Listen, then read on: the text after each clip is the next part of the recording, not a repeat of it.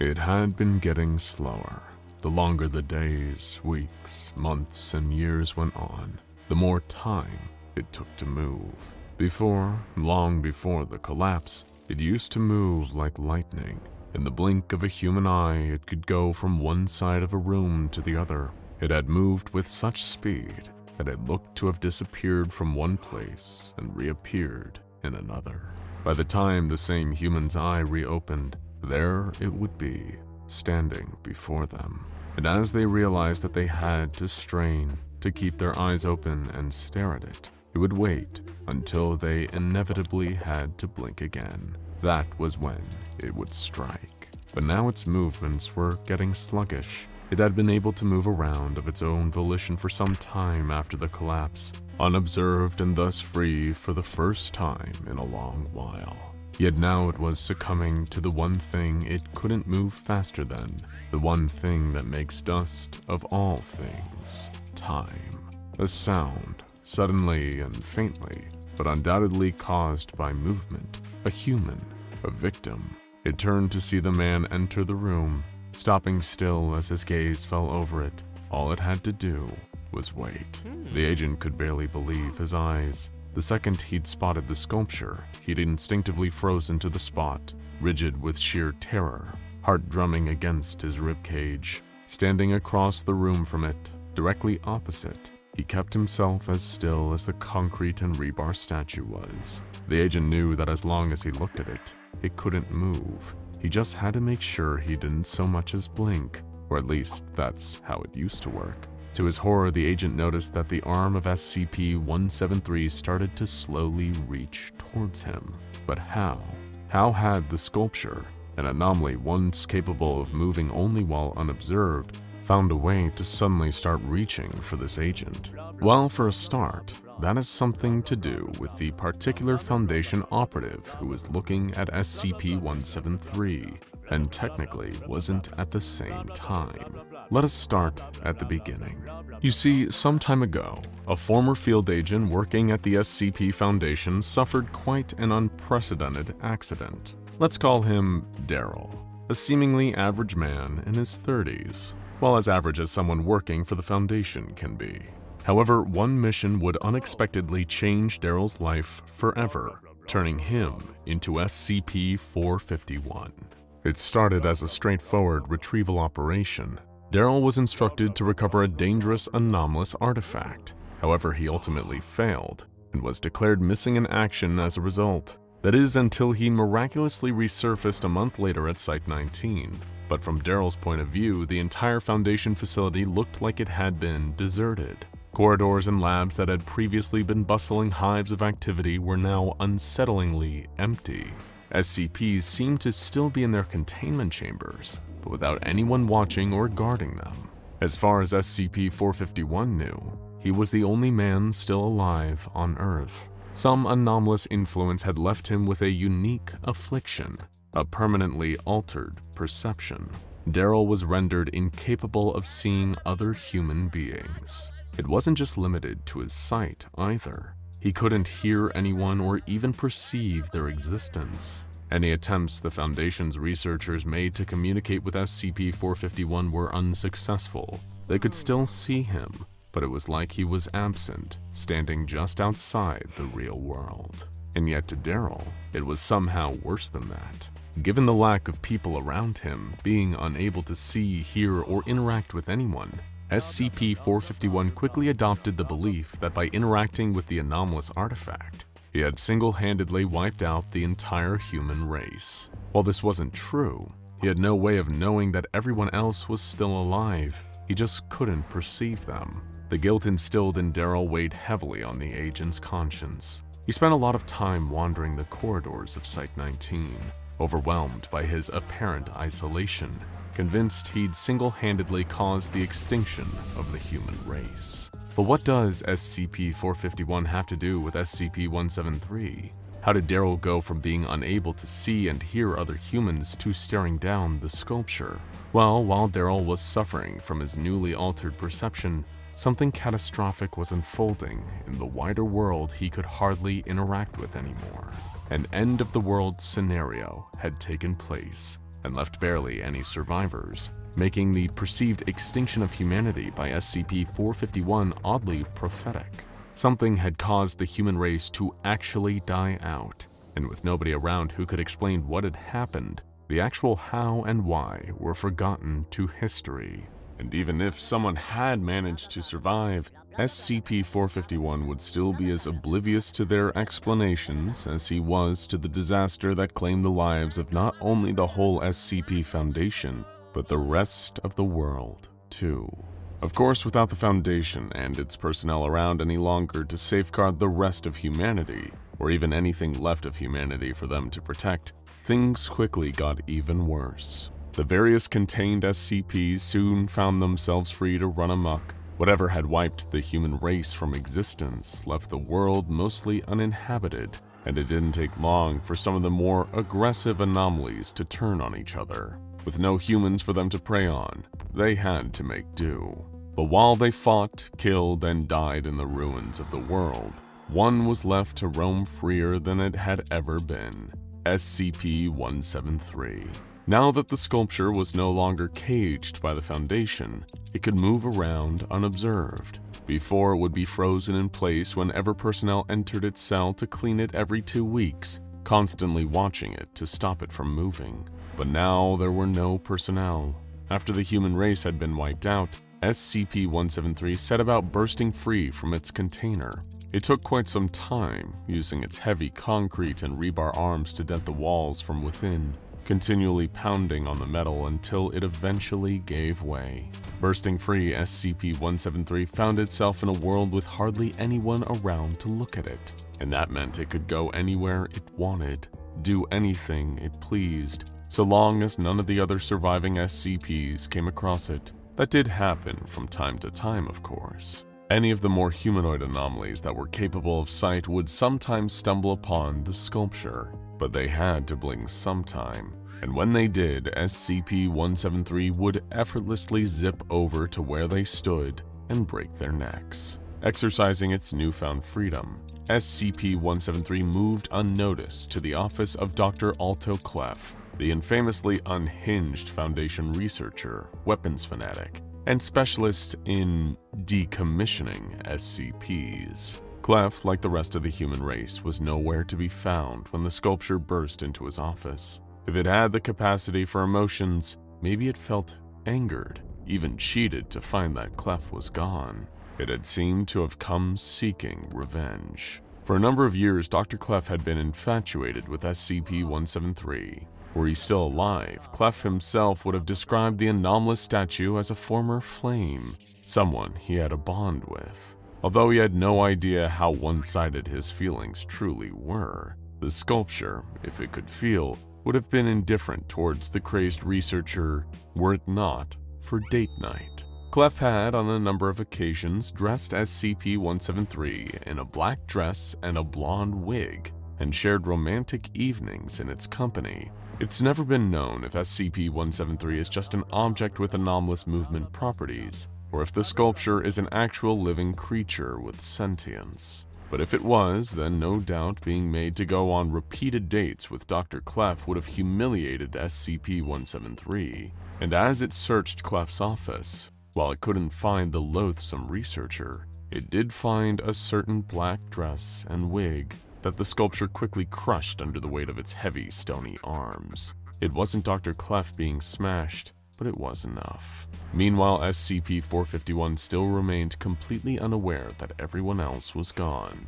To him, nothing had changed. He still couldn't perceive anyone, not that there was anyone around anyway. He'd witnessed a lot of destruction unfurled by the anomalous breaking their containment, but most didn't pay Daryl any mind. Ones that did quickly found they couldn't interact with him or cause the former Foundation agent harm, and quickly lost interest in him. That was an added torturous part of SCP-451's condition. He couldn't die. A long time before the end of the world scenario, Daryl had found a firearm belonging to another member of Foundation personnel in the main break room of Site-19. As SCP-451 tried to fire the weapon, the bullet ricocheted off the wall, and the gunshot passed directly through him. The same bullet mortally wounded another nearby member of Foundation staff. and it was after he'd accidentally injured this unsuspecting researcher that SCP-451 found he was briefly able to interact with them, right as the researcher's life was fading. That was the last time he'd been able to see anyone, well, any human anyway. But then, he encountered SCP-173. The pair of them came face to face with each other in the ruins of a Foundation site. By that point, the overwhelming loneliness of believing himself to be humanity's sole survivor had already taken a bad toll on Daryl.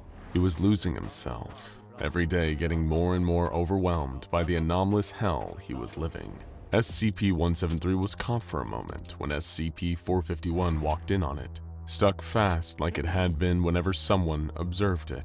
But as Daryl stared and tried not to blink, the sculpture found itself still able to move. It could see SCP-451 and he could see it, yet it could still move. Somehow, due to the way Daryl's perception had been anomalously altered, it affected the way he saw the sculpture. It was almost like he was seeing it without seeing. It had been so long since humanity disappeared that the sculpture's movements had been gradually getting slower. The rebar holding it together had been rusting, creaking more as it bent and twisted. Its concrete parts were starting to crumble away. And now, despite being free, it was struggling just to reach an arm out to SCP-451 to kill him. For his part, SCP-451 had been forced to live out a painful existence, spending each and every day alone. As delirium had begun to sink its claws into him, Daryl had wished for one thing: some company, and now he'd found it. Misinterpreting SCP-173's arm extending towards him, SCP-451 broke down crying and embraced the sculpture. His tears ran down the anomalous statue's decaying concrete body, the struts in its arms creaking as it tried to reach for Daryl. But the sculpture was getting old, too old to kill as quick as it used to. Time and loneliness, two of the most painful things to experience the side effect of. And yet, while SCP-173 continued to wither, it was unknowingly helping alleviate someone else's pain. Although it could still move while SCP-451 looked at it, Daryl didn't leave the sculpture alone. In his mind, driven half-mad by being isolated for so long, he genuinely believed that SCP-173 and he were friends. The sculpture had spared him after all. SCP-451 had no idea what had happened to the rest of the human race, and the other SCPs now loose on the world barely acknowledged him. But in the concrete and rebar statue, he found a friend. SCP-451 followed SCP-173 as it shuffled itself away, not leaving its side, matching the slowed speed of its stony, scraping movements. As they wandered together, Daryl poured his heart out about everything and anything, glad to have someone, anyone to talk to, even if the sculpture couldn't reply. Again, nobody knows for sure if SCP-173 was an object or a living creature, but if it was the latter, then there's still no telling how it perceived SCP-451. It could have taken pity on him, maybe sympathizing with his plight and begrudgingly alleviating his solitude. Or it might have found Daryl to be a nuisance. We'll never know, and neither would SCP-451. As the years passed, SCP-173 continued to slow down and kept withering. Portions of its concrete body crumbled until they were little more than dust. The metal wired through the sculpture rusted, eventually coming to a stop. What was left of SCP-173 stopped moving, fixed to one spot where it would stay forever still. Not realizing it had perished, SCP-451 sat beside it and kept talking. Hello, one and all, and welcome back to the Anomatron 6000, our patented device for projecting any seemingly improbable scenario for your viewing indulgence. And today, we decided to do something slightly different with it. Here at SCP Explained, we usually activate the Anomatron to bring you encounters between the anomalous denizens of the SCP universe and other fictional characters, like Dr. Strange fighting the Scarlet King, or Abel crossing paths with Batman. But this Anomatron experiment is one of our more unusual, to say the least. If you've been subscribed to us for a while, some of you might remember our video, What if SCP-096 was put inside SCP-914? In it, the Shy Guy was tricked into entering the input booth of the anomalous refinement machine during a containment breach. What emerged was maybe the handsomest man to ever live, beautiful both on the outside and within. A lot of our comments pointed out that this refined version of 096 felt akin to a GIGA Chad, and that got us thinking, what if SCP-096 was to encounter the real GIGA Chad? Well, the Anomatron 6000 has a few different answers for us. Scenario 1, or as we like to call it, the obvious outcome, pits the thin humanoid anomaly against the man behind the meme. Ernest Kalimov is a Russian fitness trainer and model, forever immortalized in the annals of internet history by a series of black and white photoshopped pictures that garnered him the nickname of Giga Chad. Thanks to his practically perfect 90-degree jawline and muscular physique, Kalimov seemingly unknowingly became the archetype for the ultra-masculine, handsome man. However, the man behind the Giga Chad meme is still just a man. The infamous photos of him were heavily edited for an art project known as Sleek in Tears, and while Ernest does sport some impressive muscles from all his time at the gym, that strength isn't enough to save him from the Shy Guy. After all, he is still just a man.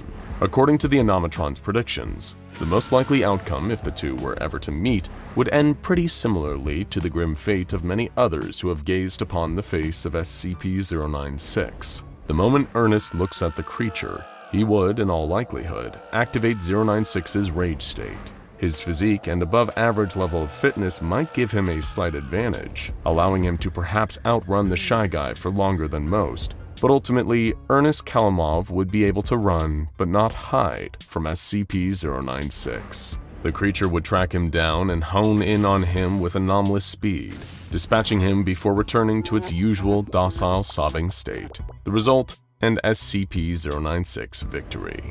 Now we know what you're thinking, is that really it? We had the same reaction too. But hold on for a minute. After giving the machine an additional set of variables, we were able to get a few more interesting outcomes out of the Anomatron.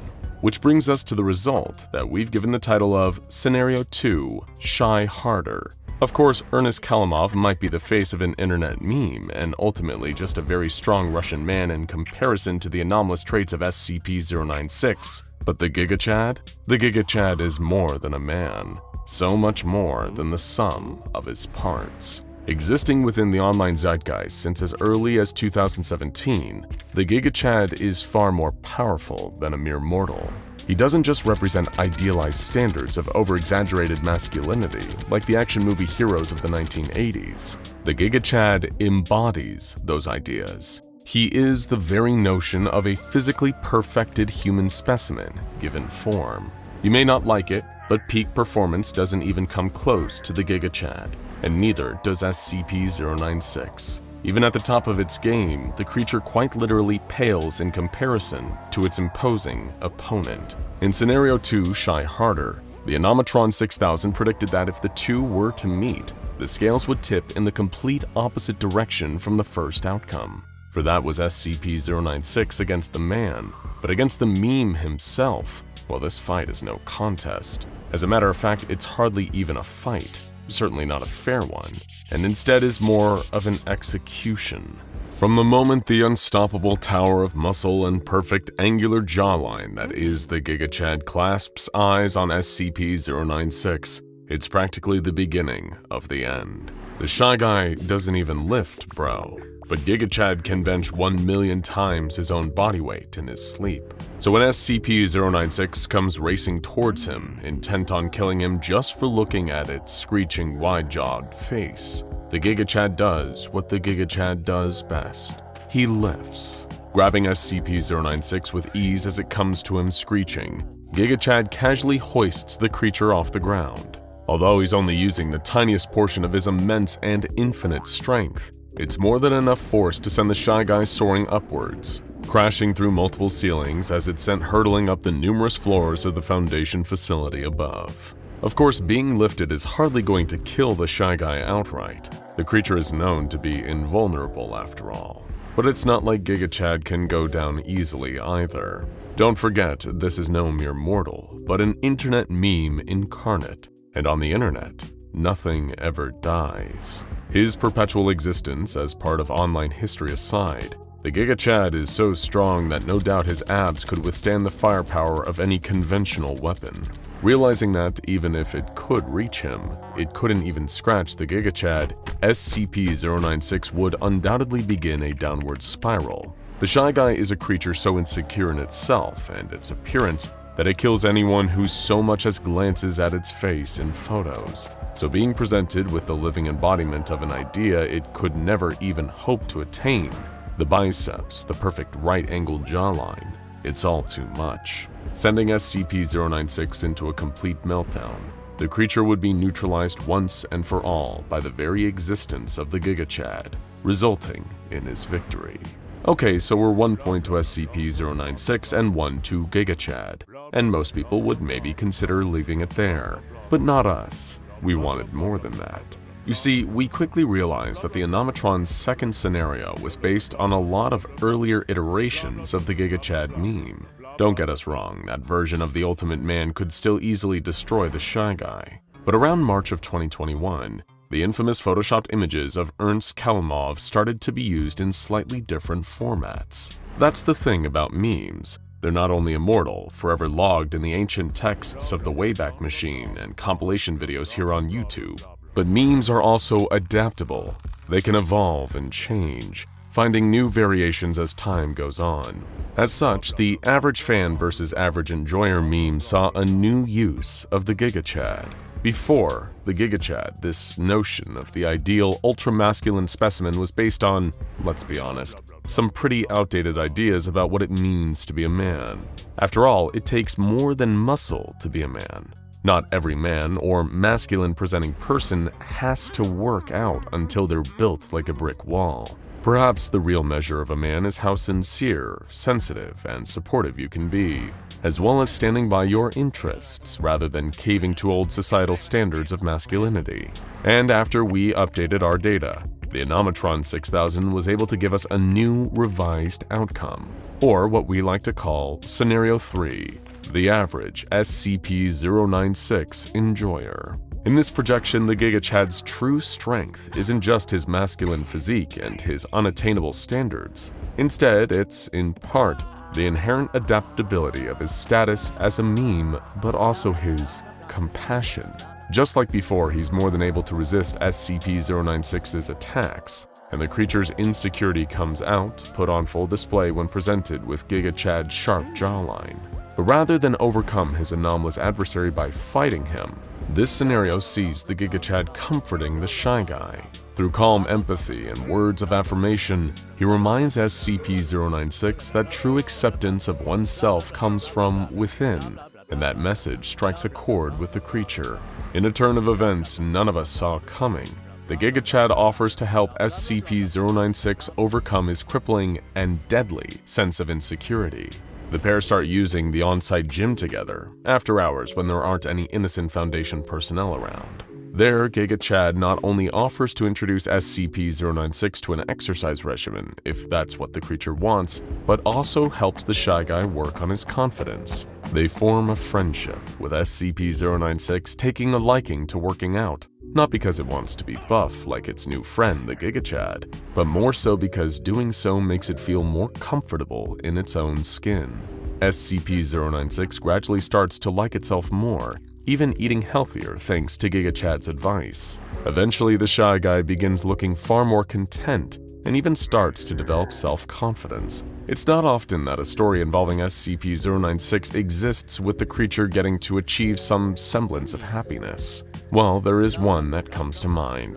The very same Shy Guy story that sent us on this particular streak of pitting it against the Giga Chad in the first place. But what if we put them together? Would coming across a refined SCP-096 spell the end for the Giga Chad? Or would the muscular masculine meme undo the Shy Guy's previous happy ending? Well, according to the Animatron 6000, neither. When we last left him, after being turned into a handsome 9-foot-tall man, SCP-096 had just started going by the name David. SCP-978, the desired camera, had been used to photograph the refined Shy Guy. It showed him holding hands with the Foundation scientist responsible for his transformation, who had studied the new and improved SCP-096 in great detail. She had quite the understanding of him, but perhaps the photograph from the Desire camera was more of a metaphor, and what SCP-096, or David, really desired wasn't specifically the researcher who'd studied him, but a partner who understood him, someone to call an equal. Enter the GIGA Chad. According to the calculations made by the Anomatron, the embodiment of ultimate masculinity, both strong and sensitive, came bursting into the Foundation facility.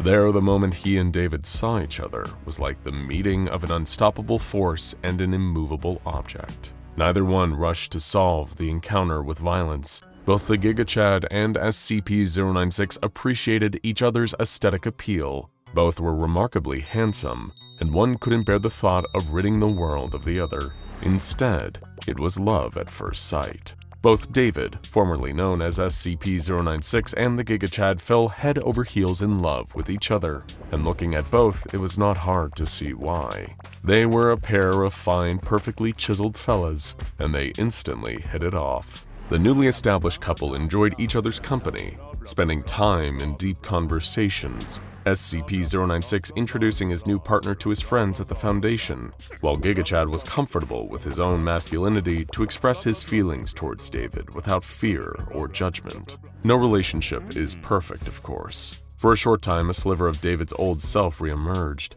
The shy guy in him worried that perhaps his relationship with the GIGA Chad was based purely on both of their extreme good looks, and was nothing more than superficial. But by being an embodiment of healthy, idealized masculinity, the GIGA Chad was able to sense something was wrong with David, and rather do the insecure thing of letting it fester, he addressed it directly, and they discussed the issue in a healthy, mature, and constructive way. Not just so they could put SCP-096's worry to rest, but so that both of them could further strengthen their relationship and grow as people.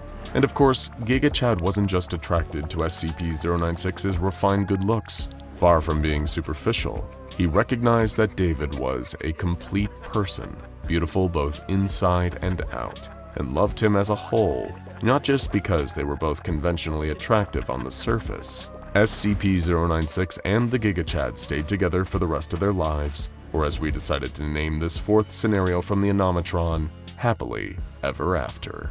Panic and terror gripped everyone in the Foundation facility. Well, everyone who was still alive, that is. Guards were working tirelessly to fight back and regain control of the building, but they didn't have enough bullets to suppress the oncoming horde.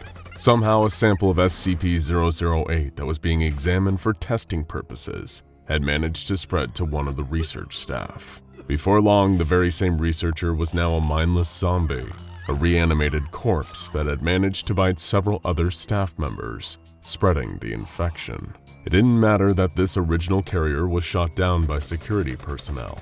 It had already done its damage and passed on SCP-008. By now, there were too many of them to simply bonk each one on the head and neutralize it. The Foundation facility had gone into full-scale lockdown, an emergency quarantine to try and limit the spread of the deadly virus. Any exit to the outside world was shut and would stay sealed tight until someone from the Foundation could do something. But that meant the few surviving members of staff trapped inside were at the mercy of the zombie horde. Their options were limited. SCP-500 was known to perfectly cure those infected with SCP-008, but with all exits locked, it was impossible to get any of the remaining SCP-500 pills on site. Then one of the surviving researchers, one Dr. Omel, had an idea. It was an insanely risky plan, one that the Foundation would never sign off on, but desperate times called for desperate measures. Gathering up the remaining security forces that hadn't been infected with SCP-008, along with a research assistant that had managed to escape the zombies, Dr. Omel and his band of survivors headed deeper into the facility. While the external doors were all locked to prevent the SCP-008 infectees from making it out and spreading the virus to the wider world, the doors inside the facility were all still functioning, and it was a good thing too. Dr. Omel's plan relied on opening the doors to two anomalies: SCP-914 the Clockworks, a machine capable of destroying or refining anything placed inside of it, and SCP-049, the Plague Doctor. It was a shot in the dark at best. Omel had observed the Plague Doctor for some time, and knew that the beak-faced surgeon was capable of creating zombie-like creatures known as SCP-049-2, not dissimilar from the zombies infected with SCP-008. If anyone could potentially fix this nightmare, there were few as well versed in anomalous medicine as SCP-049. Taking him to the Clockworks was, however, an even bigger risk. Normally, SCP-049 killed any he touched, and turned their deceased bodies into SCP-049-2s, hence Dr. Omel calling for a refinement of the Plague Doctor's abilities. Placing him in the input booth of SCP-914 and setting it to very fine, Omel prayed he'd made the right call. He could hear the horde of SCP-008 pounding outside the locked door. What emerged from the Clockworks was still recognizable as SCP-049, retaining his beaked mask, although the mask itself was actually flesh and bone, a part of his skull. His robes now flowed out behind him as a pair of dark, feathery wings, giving him an even more bird-like appearance. Despite this, SCP-049 had claimed that he'd never been a bird before. "I'll admit, I didn't expect wings," the surviving assistant remarked. "That's not so surprising, really," Dr. Omel admitted. "He did lay an egg that one time." What? He did what? Before an explanation could be given, the SCP-008 zombies managed to break down the door and came flooding into the room. Omel recoiled in horror as they snarled and shuffled closer, reaching towards him with decrepit fingers. Suddenly, SCP-049 swooped into the path of the encroaching undead with a flap of his new wings. Calmly, he gave a gentle move of his hand, like lifting something from a shelf. A bizarre contraption appeared around his forearm, a gauntlet connected to syringes that were strapped to each of his fingers, all filled with various different fluids. Dr. Omel was amazed. SCP-049 seemed to now have the anomalous ability to summon surgical equipment from a tiny pocket dimension. It was almost exactly like how SCP-076-2 Abel drew his weapons. Reaching towards the nearest SCP-008 zombie, still moving with the utmost calm, SCP-049 stated, "Now try to hold still." He spoke in a gentle voice, with the bedside manner most medical doctors would be incapable of. "This might sting a little." With that, SCP-049 pushed the syringes into the zombie, the fluids draining from each one, then refilling as he withdrew his hand. The SCP-008 instance froze for a moment, almost like it was confused before it began to emit what looked to be steam, as though it had stepped out of a hot shower, shaking uncontrollably. The necrosis and telltale signs of infection seemed to disappear, like being washed away until all that was left of the SCP-008 zombie was the infected researcher it had been before. The man was alive and well, much to Dr. Omel's astonishment. SCP-049 hadn't just cured the SCP-008 infection, he'd actually reversed it, leaving the infectee alive and well. It took a few hours for SCP-049 to fly around the facility on his new wings, effortlessly turning all the SCP-008 zombies back into their old selves one by one. By the time he was done, everyone on site that had previously been exposed to SCP-008 was cured, and it didn't stop there. The Foundation still mandated everyone who was previously infected to remain in quarantine whilst they were examined, demanding the now refined SCP-049 to remain in his cell, which he politely complied with. When the SCP Foundation doctors took a look at the formerly zombified staff, they were amazed at what they found. Each one had all traces of SCP-008 completely removed from their systems. Trying to re-expose them to the virus, their bodies now seemed to be able to generate anomalous antibodies that rejected and fought off infection by SCP-008 in a matter of seconds. The Plague Doctor had made everyone immune. Upon further testing, examining skin and blood cells from the former infectees, and performing full top-to-bottom health checks, the Foundation doctors learned something else, too. Everyone that SCP-049 had cured was even healthier than they had been before. One security guard had been a 1-pack-a-day smoker for 10 years, but an X-ray revealed any damage to his lungs, mouth, and throat had all been completely reversed. On every possible internal and external level, the formerly zombified personnel had all been returned to pristine health by SCP-049. Eager to witness the full extent of these new anomalous abilities the Clockworks had given him, the SCP Foundation struck a deal with SCP-049. If he performed a mission for them, then they would provide him with the means to have anything he wanted. For a moment, the Plague Doctor pondered their terms, and then agreed. "What is it you want in return?" Dr. O'Mell had asked. "To cure the world, Doctor," SCP-049 replied simply. The Plague Doctor flew as fast as his wings would carry him to the location the Foundation had given him. It was an isolated region in Siberia, kept completely cut off from the rest of the world by guards working around the clock. Arriving at the edge of the frozen town, SCP-049 was approached by the security commander and given his full directive from the Foundation. "Your objective, I'm told, is simple. You enter the restricted area and neutralize anything you come into contact with. When you're done, return here, and we'll report the results to Command." "Thank you, Commander." The Plague Doctor nodded graciously. "You have been most helpful." He didn't ask what was out there, merely turned and began walking through the snow until he could no longer be seen by the eye. Maybe he had already sensed what was out there, what kind of sickness plagued this place, and understood exactly what the Foundation were asking him to do. If SCP-049 had any questions, he did not make them known. Instead, he just headed off in search of every instance of SCP-610 he could find. There was quiet for an uncomfortably long while. The personnel standing guard at the edge of the area watched through the snowfall, ready if anything started slithering its way towards them. The Foundation's security all tensed when the motion sensor picked up movement, accompanied by the sounds of fighting and the bizarre inhuman noises from instances of SCP-610. Then, after another long period of unsettling quiet, somebody spotted a gently glowing light making its way through the snow. As it drew closer, the glow of a burning makeshift torch made it clear that the figure holding it was SCP-049. And as he made his way towards the rendezvous point, it quickly became apparent he wasn't alone. Shivering in the freezing cold and wet from the snow, covered in scraps of dirty clothing and whatever else they could find, was a huddled mass of people. All of them looked bewildered, following the light of SCP-049's torch like a guiding beacon towards the edge of the perimeter. The Foundation security all stood slack-jawed in amazement at what happened, while the Plague Doctor led the people and urged the commander that they all needed warmer clothing immediately. He had done it. SCP-049 had cured the flesh that hates. In the coming months, the Foundation soon found themselves very busy.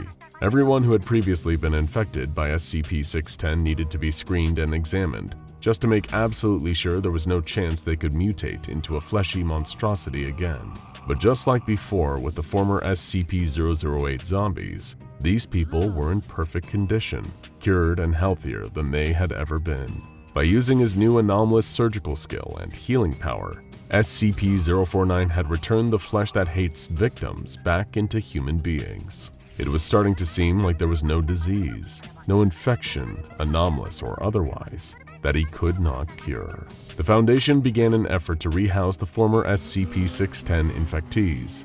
Given that most of them had spent years as aggressive, anomalous abominations, almost every one of them had officially been pronounced dead and couldn't just go back to their old lives. The SCP Foundation gradually reintroduced them into the world, setting up new identities and integrating them into new countries. SCP-049 even personally helped console some of those that struggled with the adjustment, offering to give them therapy to aid in the process. He was more than just a plague doctor, it seemed, thanks to the Clockworks. SCP-049's good work didn't stop with curing the flesh that hates either. As promised, the Foundation allowed him to carry out his newfound purpose. Whereas before he was obsessed with eradicating what he called the pestilence, now the Plague Doctor seemed to be directing all of his focus to curing the world, as he put it. And he started with some of his fellow anomalies. The Plague Doctor started experimenting with his new tools, concocting cures and serums aplenty, by pulling whatever he needed from an endless supply of equipment and ingredients at his fingertips. he developed a cure for the condition that caused Daniel McIntyre to become SCP-2800 Cactus Man. His skin reverted back to normal, no longer sporting spines, while the plant-like parts of his DNA once again became human. SCP-049 even offered a sympathetic ear to a lot of Daniel's troubles, giving him therapy through a lot of his mental health difficulties. SCP-2102 was also one of SCP-049's successful patients. His condition of rapidly overproducing new skin tissue when injured quickly became a thing of the past. Then the Plague Doctor turned his sights to the wider world, working tirelessly to create new vaccinations and treatments for diseases that were once thought to be incurable. Everything he made and had the Foundation distribute to those that needed it was all 100% effective. People were healthier and happier than ever, all thanks to the Plague Doctor. Until they weren't. In attempting to eradicate disease the world over, a new strain of illness emerged. SCP-049 took to calling it a new pestilence, and it was nothing short of horrific. It would have been considered anomalous at one time, but it quickly became so widespread that it couldn't be contained. All the Plague Doctor's advanced medical treatments had encouraged this disease to mutate, to adapt against everything he could throw at it. It could infect any person at any time and present itself with virtually any symptoms. It resisted drugs, any form of treatment, and it spread rapidly. Eventually, while trying to come up with a way to protect people from this strain of superbacteria, this new pestilence, SCP-049 started to fall ill. He had caught it, and even with his refinement, he was beginning to weaken. The Plague Doctor was dying, and once he was gone, the whole world would soon follow as more and more people caught the sickness. There was only one thing he could do, a way to leave someone behind to carry on his work. When the Foundation, those that weren't yet ill, found SCP-049, he had already passed. But alongside his body was something smooth and pearlescent, an egg, and inside, maybe a chance for the world to be cured. Want an anomaly of your own? Check out scpswag.com for high-quality SCP merch. Somehow, most likely through some nefarious means, a fateful postcard has been sent to one of the residents of the murky, mysterious Aranirum Island. Living on this particular island was already a strange and scary enough existence, given the horrors the inhabitants of Anarirum share their home with. But perhaps the only thing just as horrible as life on that island was being sent a postcard. Sure, that doesn't sound all that horrible. Postcards are usually used to show a corner of the world far away and extend well wishes from friends or relatives on vacations. But ordinarily, postcards don't depict a photo of SCP-096 with the words, "Wish he was there," scrawled on the other side. From its containment cell at the SCP Foundation, the Shy Guy instantly sensed that somebody, somewhere, had seen a picture of its face. Breaking down into an enraged fit of homicidal insecurity, SCP-096 immediately broke from its containment chamber and made a cross-country beeline, heading straight for Aranirum at anomalously accelerated speeds. Little did the creature or the Foundation know that the Shy Guy was being led straight into a trap, and the poor island resident who had received the chilling postcard, well, they were unlucky enough to be the bait. While the SCP Foundation started frantically trying to track down where it had gone, the Shy Guy had already made its way to a wooden cabin belonging to the unfortunate postcard recipient. Emerging from the now emptied home once the owner was no more, SCP-096 would have returned to his cell just as quickly as he left. That is, if he wasn't the only monstrous creature on the island. A loud and sudden noise caught the creature's attention, the sound of an old steam train whistle. It rang out once more, from somewhere off in the distance, but there was so much thick fog hanging in the air around Aranirum that it was almost impossible to see anything, especially with how dark it was. The second time the whistle sounded, it was closer, but there was another sound too, and not the loud chugging of a steam engine that you would expect. It was an erratic, heavy thudding, the noise of lots of somethings drumming against the ground, causing the earth itself to shudder. Legs.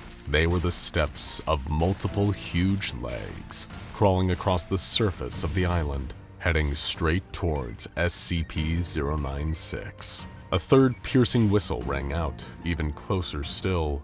This time, the orange glow of a light could be seen, dulled by the surrounding fog, but getting brighter and clearer as it came closer.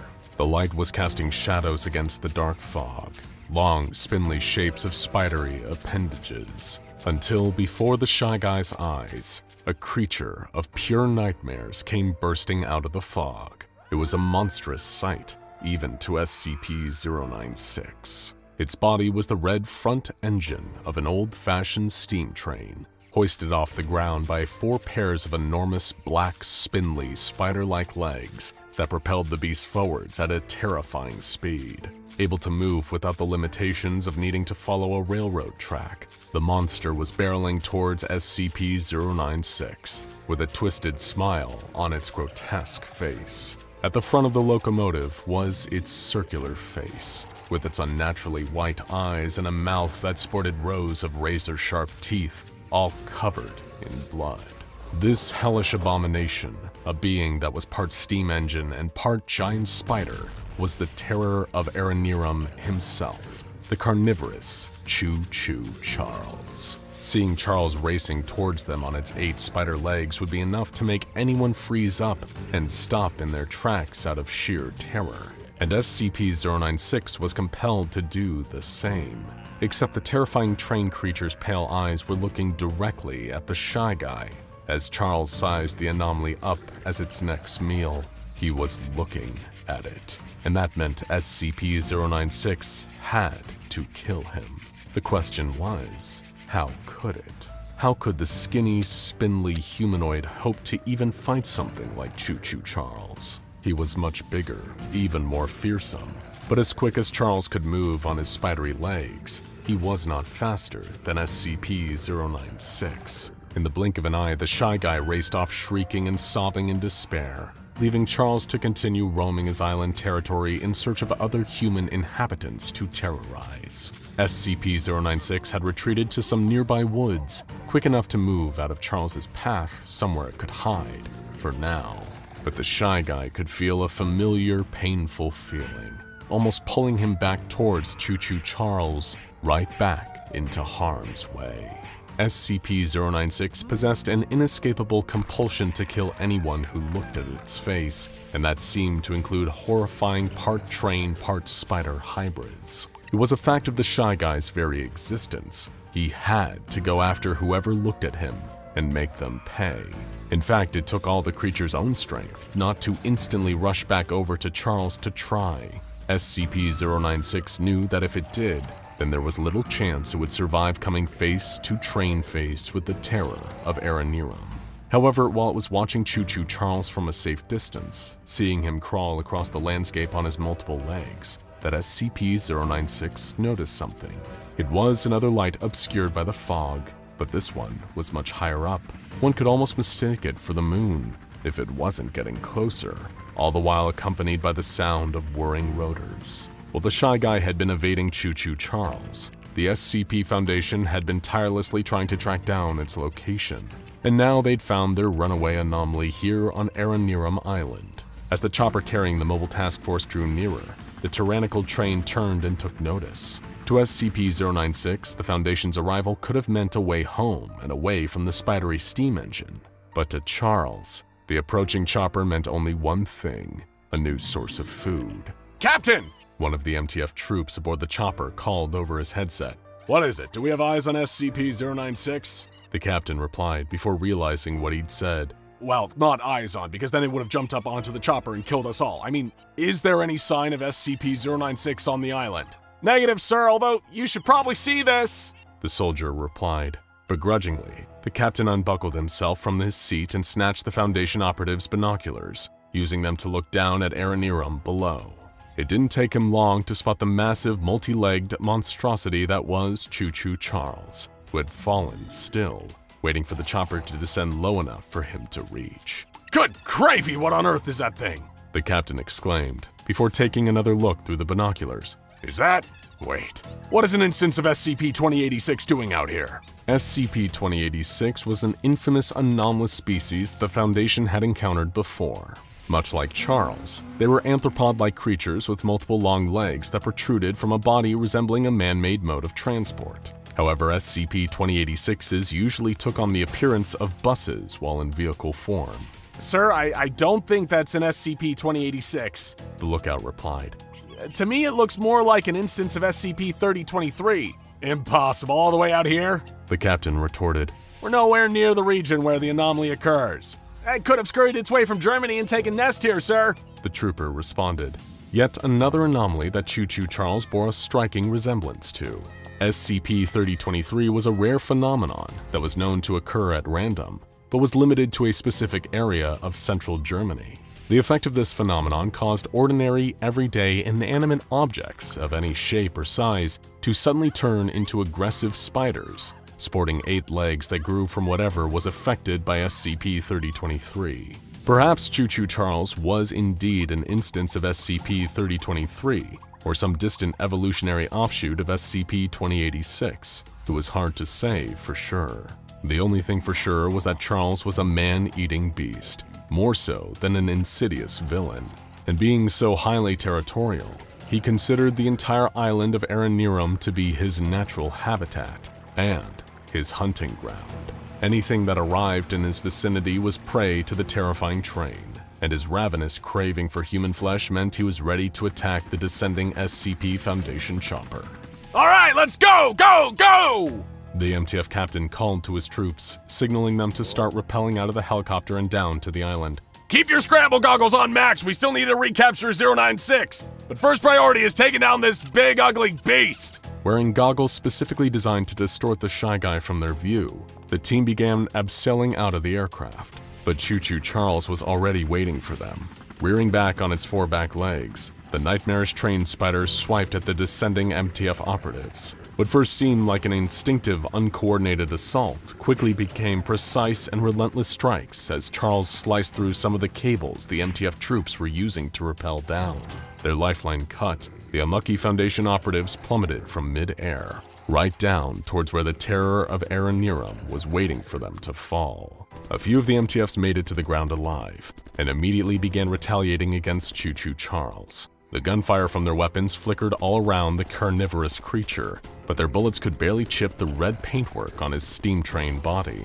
Dashing towards his helpless human prey on his many legs, Charles began to feast. Then suddenly, something started pulling at one of his huge spider legs, pulling Charles back moments before he had a chance to claim his latest victim, the captain of the Foundation's MTF. It was SCP-096, having zipped out of hiding and shrieking wildly as it used all of its strength to wrench one of CHOO Charles's multiple limbs. Angered that it couldn't reach the MTF captain, the part spider, part train hybrid stomped the leg that was being pulled in a successful attempt to free itself from the Shy Guy's grip.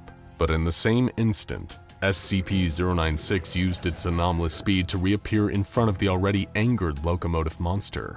With his railroad rage about to reach its breaking point, Charles entered into a relentless rampage, making quick work of the leftover MTF troops before setting his sights squarely on SCP-096. But doing that was his biggest mistake. Now CHOO Charles had seen the Shy Guy twice, and to the insecure anomaly, that meant Charles had to go. Traveling faster than even the multi-legged monstrosity could perceive, SCP-096 began racing towards CHOO Charles's many legs. The Shy Guy had realized that it didn't stand a chance of dealing with the terror of Aranirum the same way it handled all the others that had seen its face. So instead, it had settled on a new approach, specifically tailored to taking down the spider-legged steam engine. One by one, SCP-096 started knocking Charles's many legs out from underneath him, effectively tripping him up over and over again. The Shy Guy moved so quick that the cumbersome Charles could barely react in time, having one leg after the other knocked out from beneath him, causing him to tumble to the ground. Normally, CHOO Charles was smart enough to retreat if he encountered something that could fight back. If he was injured badly enough, the spider-like creature would scuttle out of harm's way in order to heal his wounds. but the rage at being constantly tripped up by SCP-096 was distracting Charles from the Shy Guy's true ploy. With every leg it knocked out from underneath the spidery steam train, SCP-096 had been gradually directing Charles towards a nearby gorge. With a terrifying burst of anomalous speed, the Shy Guy caused CHOO Charles to topple over sideways, rolling over himself until he landed upside down in the bottom of the rocky gorge. The multi-legged locomotive monster's spindly legs flailed desperately as he tried to reposition himself, but with no luck. SCP-096 had managed what first seemed to be impossible and beaten the terror of Aranerum, CHOO Charles. Or, for now, at least. The aftershock shuddered through the Foundation. Emergency alarms wailed as injured staff and security helped each other out from underneath rubble that had fallen on them as the building was shaken by the quake. It had only lasted a few short seconds, but still managed to leave a trail of destruction in its wake. While the wounded were bandaged up, anyone and everyone who was still able to started frantically checking the containment of every anomaly on the site. The Foundation could worry about the origin of the quake later. First and foremost, they needed to assess the damage. Luckily, multiple rapid sweeps of the facility revealed that there weren't all that many high-level threat anomalies whose containment had been breached. A few of the safer ones were found cowering under tables or buried under fallen rubble in their quarters. But for the most part, every anomaly was accounted for, and none had been provided with an opportunity to escape and cause further havoc. At least, that's how things seemed at first. It was only when the chaos started to die down and repair efforts were underway that personnel noticed an odd change. Something was missing, but nobody could quite put their finger on exactly what. As a matter of fact, most could pinpoint exactly when they noticed this odd feeling. It had only begun after the emergency alarms had been shut off. There was a sound that everyone working at the Foundation had gotten so used to that they practically stopped hearing it, or at least, they'd stopped noticing it. It was only now that the noise was gone, its absence no longer drowned out by blaring alarms, that staff realized it had always been there. Everyone had just learned to subconsciously tune it out. Crying. The low, soft whimpering that could be heard emanating from SCP-096's containment chamber.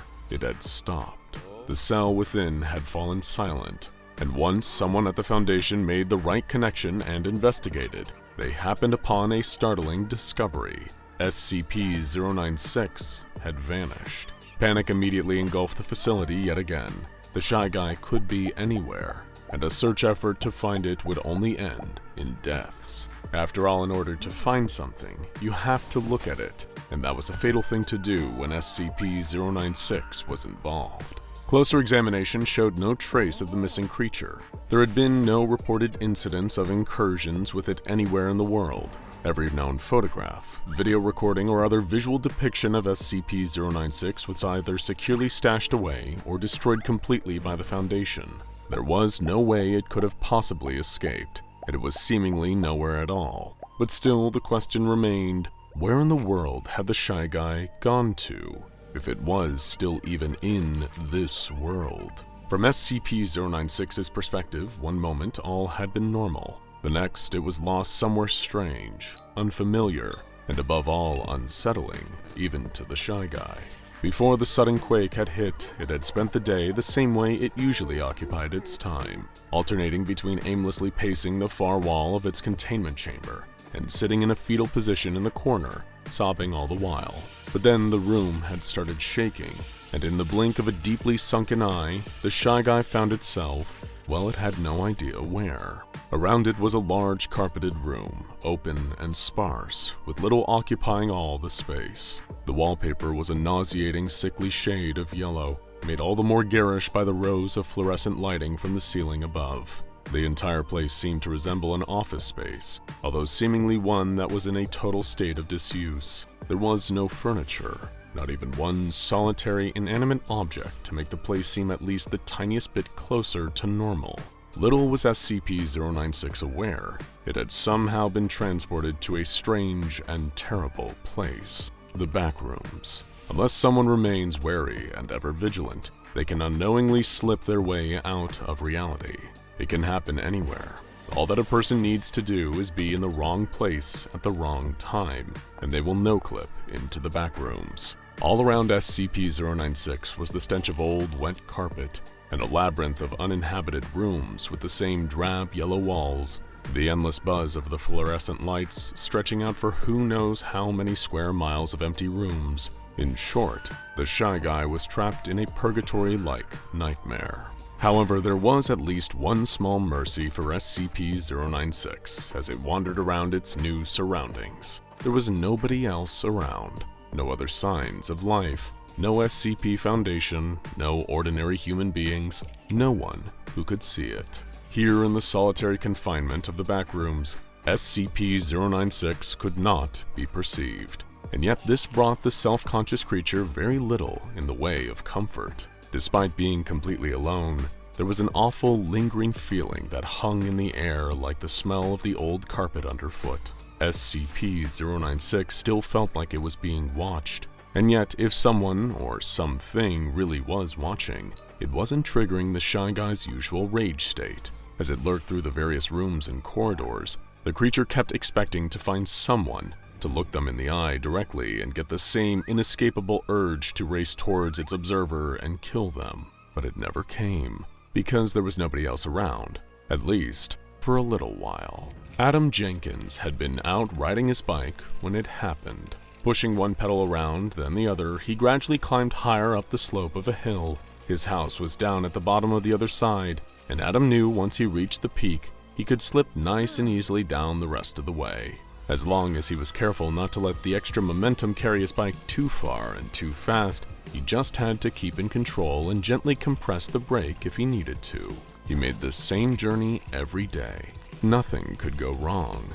Sure enough, Adam reached the top of the hill and allowed the bike to slowly tip ever so slightly over the other side. Gravity started to do the rest, the wheels starting to spin rapidly, the pedals pistoning his legs as he plummeted downwards. It was one of the few childlike joys left in Adam's life, those few brief seconds of the day where he got to speed down the hill back home with reckless abandon. He was blissfully unaware that he wouldn't have enough time to miss how much he enjoyed it. Without warning, a car came speeding out from around a corner on the way down the hill. It was dark, and the driver had carelessly decided to leave their headlights off. So when Adam saw the vehicle, he only had a split second to react. He was still going too fast, so if he applied the brakes now, his front wheel would stop too suddenly and send him flying forward over the handlebars. Instead, seconds before colliding with the car's hood, Adam wrenched his bike's handlebars and swerved around the car. But the added speed of going downhill caused the entire bike to topple as it turned so violently,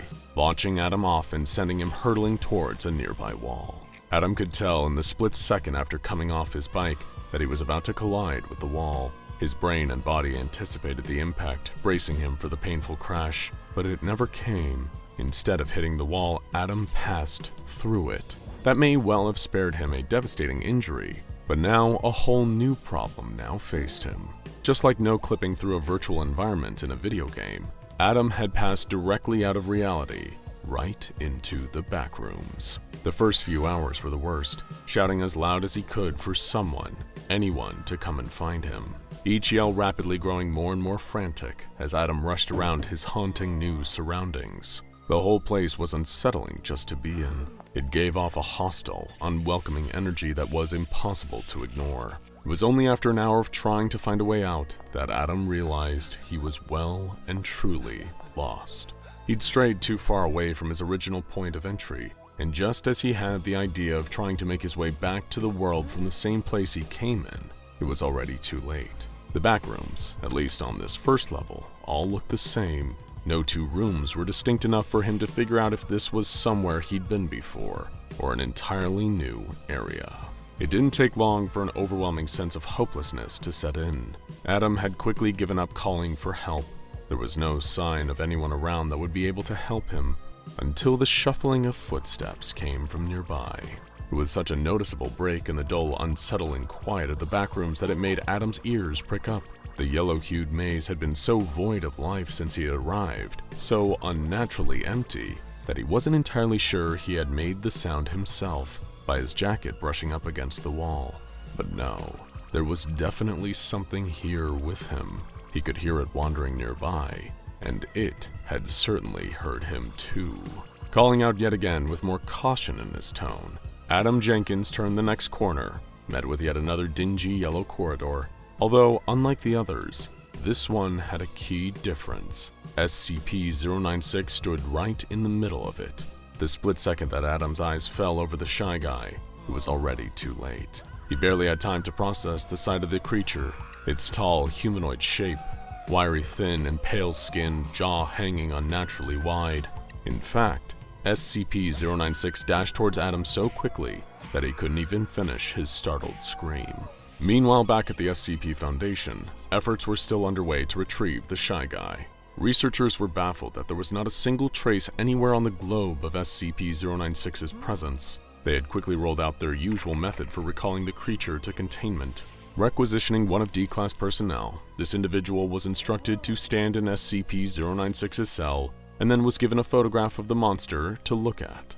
Knowing that the shy guy would track down anyone that saw its face, even as a single tiny pixel in a picture, the Foundation expected the creature to simply reappear in its containment chamber to kill the D-Class they had used as bait. But nothing happened. The D-Class was able to look at the photo of SCP-096 and survive. It was almost as if the creature's link to reality was weakened. Wherever it was, it might still be aware someone had looked at it, but the shy guy was somehow being blocked from traveling to its most recent observer. Having drawn a blank on trying to determine SCP-096's whereabouts, the Foundation eventually turned to SCP-343 for his input. Naturally, the powerful reality bender was reluctant as ever to get involved. The Foundation insisted, knowing that SCP-343's omniscience meant he would already be aware of where they could find the missing shy guy. He refused multiple times, admitting he did have the answer they were looking for, but not wishing to divulge that information. Fine. SCP-343 sighed, coming to a compromise. I can't tell you exactly where 096 is, but when I tell you where to look for answers, you'll know. Async. The researchers were stunned into silence. Nobody in the Foundation had heard that name used in a long time, but SCP-343 was right. They knew exactly what it meant. Back in the 1980s, Async was another shadowy organization that had been investigating the existence of a liminal space connected to reality, a place they had called the Backrooms. Gathering up a mobile task force, the SCP Foundation dispatched its agents to a site that had long since been abandoned. They'd kept a watchful eye over the disused lab, keeping the public away, making sure nobody stumbled in by accident and got trapped. As the MTF commander gave the word, the outdated 80s technology was fired up, and Async's great achievement was reactivated. They had constructed a portal into the Backrooms. Moving information, the MTF operatives filed into the empty yellow space, unsure if they'd find SCP-096 alive, or if it would even want to come back. Meanwhile, in the Backrooms Level 0, only the shy guy remained, having completely annihilated poor, unfortunate Adam. He was enjoying the solitude once again, knowing that now nobody was here to see him, until one wrong step changed everything. He no-clipped from Level 0 to Level 1, where he would have a lot more company. The man sprinted through the hallways of Site-01 as fast as he could. Bullets whizzed over his shoulders as panicked shouts went up all around him. The whole facility was bathed in red as security alarms deafened his ears. He had to move fast, had to get out of here before it was too late. A force smacked him in the back so hard that he fell onto his face, skidding across the vinyl floor. Planting both hands on the ground and trying to push himself back up, he felt his right shoulder blade creaking and bending against itself. He'd been shot enough times in his life to know what a bullet-shattered bone felt like. Trying his best to ignore the pain washing through his body, he kept running. More bullets hit him in his torso, his shoulders, his arms, and his neck. One even caught the top of his skull, slicing a clear line through his hair, but he kept running. The doors were slowly closing in front of him as the Foundation personnel swarmed the hallways. All he had to do was make it to those doors, slide through the gap, and he'd be free. If only they could understand. If only all the agents, researchers, and the Overseer Council could make sense of what he was telling them, they would let him go through these doors instead of trying to shoot him down like a dog. Just 10 feet to go. He was nearly there when a bullet ripped through his calf and sent him tumbling to the ground again. But this time, before he could get up, a rain of bullets washed through his body, igniting a pain so fierce that he wished it could all just be over. But it never was. The pile of pitiful remains was wheeled back into a containment cell with a door locked behind it. You would think the body lying on the floor was some kind of roadkill, but it was in fact a man. A man whose body slowly and painfully, over the course of 4 months, pushed every one of the 247 bullets out of itself and got to work stitching itself back together as he lay there weeping on his own.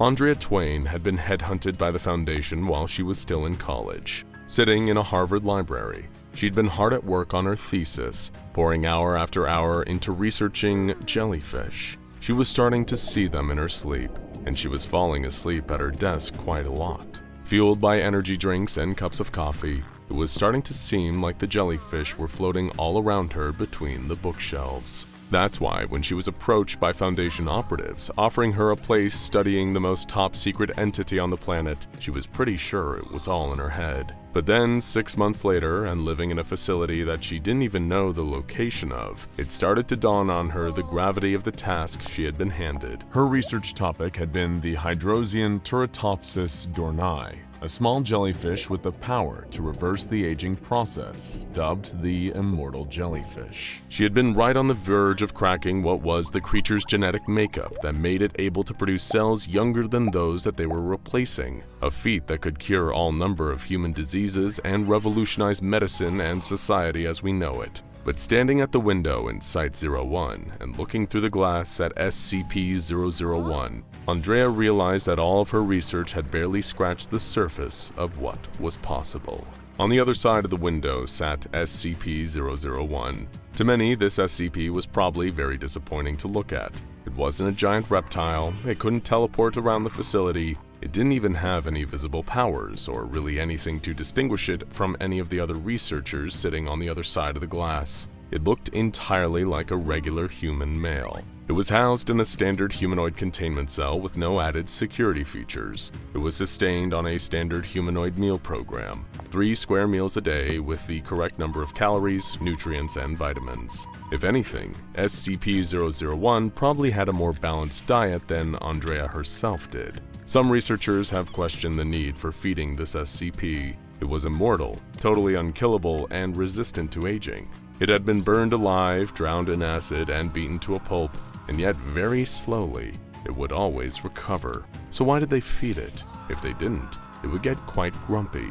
More than anything in the world, Andrea was desperate to talk to it. Containment procedures were very strict around this SCP. There would be no contact beyond the delivery of meals, no conversations, no sign language, nothing. It would sit by itself alone in silence, and 3 times a day, a meal would be placed in front of it by a researcher who would promptly leave. The reason? SCP-001 could predict the future. Initial research into this SCP found that it had an uncanny ability to describe events that had not yet occurred, despite having no exposure to the outside world. It could predict an entire season of Major League Baseball, right down to the individual player performances. It foretold the fall of the Berlin Wall, the Chernobyl meltdown, 9/11, the crash of the housing market, and countless other events. In 2004, a careless researcher asked SCP-001 what the weather was looking like. SCP-001 proceeded in detail to describe Hurricane Katrina, from its formation through to the humanitarian response and the political fallout, a full year before any of those events unfolded. The Foundation has tried and failed to use these predictions in order to prevent tragedies from occurring, but due to ironic twists of fate, any attempts to prevent these predictions from coming true often wind up fulfilling them. In the case of Chernobyl, agents who were deployed into the Soviet Union to work in the power plant itself wound up making critical blunders that led to the reactor's meltdown. If the Foundation had not gotten involved, the accident would have been averted. That said, taking a passive approach does not appear to be an effective countermeasure either. It seems that whatever SCP-001 predicts, that course of history becomes inevitable. How could you not want to talk to such an entity? As Andrea stood at the glass watching it, she knew she had to hatch a plan. The Foundation may not be able to prevent these tragedies from occurring, but surely they would want to know what's going to happen. They were researchers after all, and their job was to discover information. Predicting the future, that was the most valuable information of all. But it went deeper than that. If anything, the predictions of the future were a byproduct in Andrea's mind. There was something suspicious going on with this SCP, something that the Foundation was trying its best to keep under wraps. She had seen it in the classified documents, files left out on desks that should have been locked away securely. Security and procedure had grown lax with the monotony of containing this SCP. In these files were interview snippets, a chance for this SCP to reveal who it truly was. At the start of the first interview, Dr. Lynch simply, pleasantly greeted SCP-001. He replied, "Your daughter will be hit by a bus before her 7th birthday. I can tell you the specific day if you'd like." The interview session was paused as Dr. Lynch grew distressed and had to leave his post to go and spend time with his family. The interview resumed under Dr. Goldstein, who asked SCP-001 why he felt the need to give such distressing information to Dr. Lynch. He replied, "I have told you people countless times before, you are not to refer to me as SCP-001. I am the founder of this organization and you will address me as such." When Dr. Goldstein questioned that assertion, SCP-001 replied, "You really don't believe everything they have on file, do you? Address me as founder or I will tell you about what your husband is up to, Dr. Goldstein." Things collapsed very quickly after that. Andrea's plan started, as so many great plans do, with her sprinkling a chemical compound over one of her colleagues' Cheerios. It was nothing poisonous, well, at least not that poisonous, but it would put him out of action for a few months, long enough for her to assume his position. Andrea had been next in line for a while to take over the role of meal deliveries for SCP-001, and as her fellow researcher violently vomited into a bucket in the corner of their office, she knew that her time had come. With the plastic tray in her hands, loaded with some kind of beige slop and an apple, she waited in the doorway, ready for the seals to hiss and the door to slide slowly open for her. She stepped into the room, trembling. She had expected the air in here to be stale, breathed and rebreathed for decades by the same man. But of course it had been expertly filtered and purified by the Foundation systems. The air in here was as clean and balanced as it had been on the other side of the glass. The founder looked up at her as she walked towards him. She would be a new face to him, something he hadn't seen for the prior 5 years. His eyes dug into her, showing no surprise at all. She suddenly realized that, of course, he wouldn't be shocked to see someone new. He could see the future. He knew that she was coming. Suddenly unsure of herself, she wondered what else he knew about her future, about her most closely guarded secrets, about whether her plan would work at all. Andrea placed the meal in front of him silently, knowing that the cameras and microphones were all paying close attention to her. Subtly as she could, she nodded at SCP-001, turned around, and left the room. Andrea's heart hammered as she sat back down on the other side of the glass with her colleagues. Her entire plan hinged on one thing: monotony. All of the checks, all of the vigilance, all of the scrutiny that had been poured into SCP-001 for decades had to have faded by now. Faded just enough for the person watching the security cameras not to notice one word etched into the plastic tray as SCP-001 took its spoonful of food. Now! SCP-001 launched from its chair and sprinted towards the door in the corner of the room. Before any of the other researchers could react, Andrea slammed a hand on the open door button. There was a hissing sound, and the SCP was free from its containment cell. Confused voices filled the room, yelling over one another in utter confusion. They had all been so caught off guard that none of them had paid attention to what had just happened. Before they had time to put the pieces together, Andrea was out of the door herself, running down the corridor. There was just one door between her and the SCP. She ran over to key in the security code to open the door and let the SCP out. But before she could even touch the keypad, a bullet caught her in the chest, and she collapsed to the ground, wheezing. A scared security agent stared at her wide-eyed. What have you done? He exclaimed. Then, both of them turned to look at the locked door, waiting. Andrea Twain had not wanted to let the SCP out until she saw one specific line from an interview tape. SCP-001, referring to itself as the Founder, explained in patient detail how it was entirely supportive of the Foundation's goals, motivations, and actions. It had no intention of intervening with any of their work.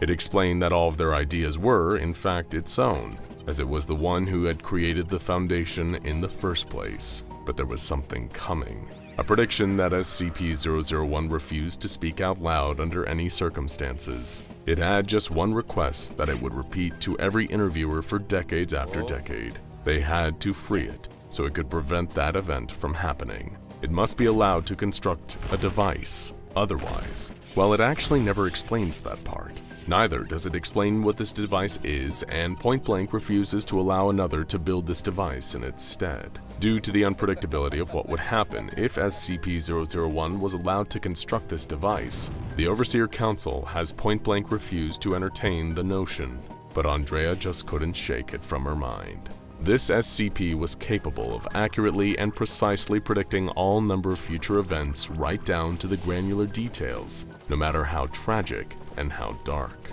Yet there was an unknown in its future. It didn't know whether it would be released or not. It had to beg for its freedom. Whatever it needed this device to defeat was clearly so powerful that it went beyond SCP-001's capacity to predict and understand it. There was an event coming that was so significant that it created chaos and uncertainty in SCP-001's perfect view of the future, and there was only one entity that Andrea trusted to be powerful enough to counteract this event. And as she lay there dying in a pool of her own blood, she looked up through the glass window in the door at the entity she trusted and watched as it keyed in the passcode to the door. The door slid open, and the SCP took off running along the hallway. With her dying breaths, Andrea told the SCP the passcode to the door that it had just opened, understanding the brilliance of what had just happened. The SCP had been able to open that door because it had seen the future where she told it the password. And with that, she smiled and laid her head down on the hard floor. Except SCP-001 did not manage to escape. It was gunned down in the hallway with 247 bullets that brutalized its body and was wheeled back into its containment cell, where it began the slow process of healing.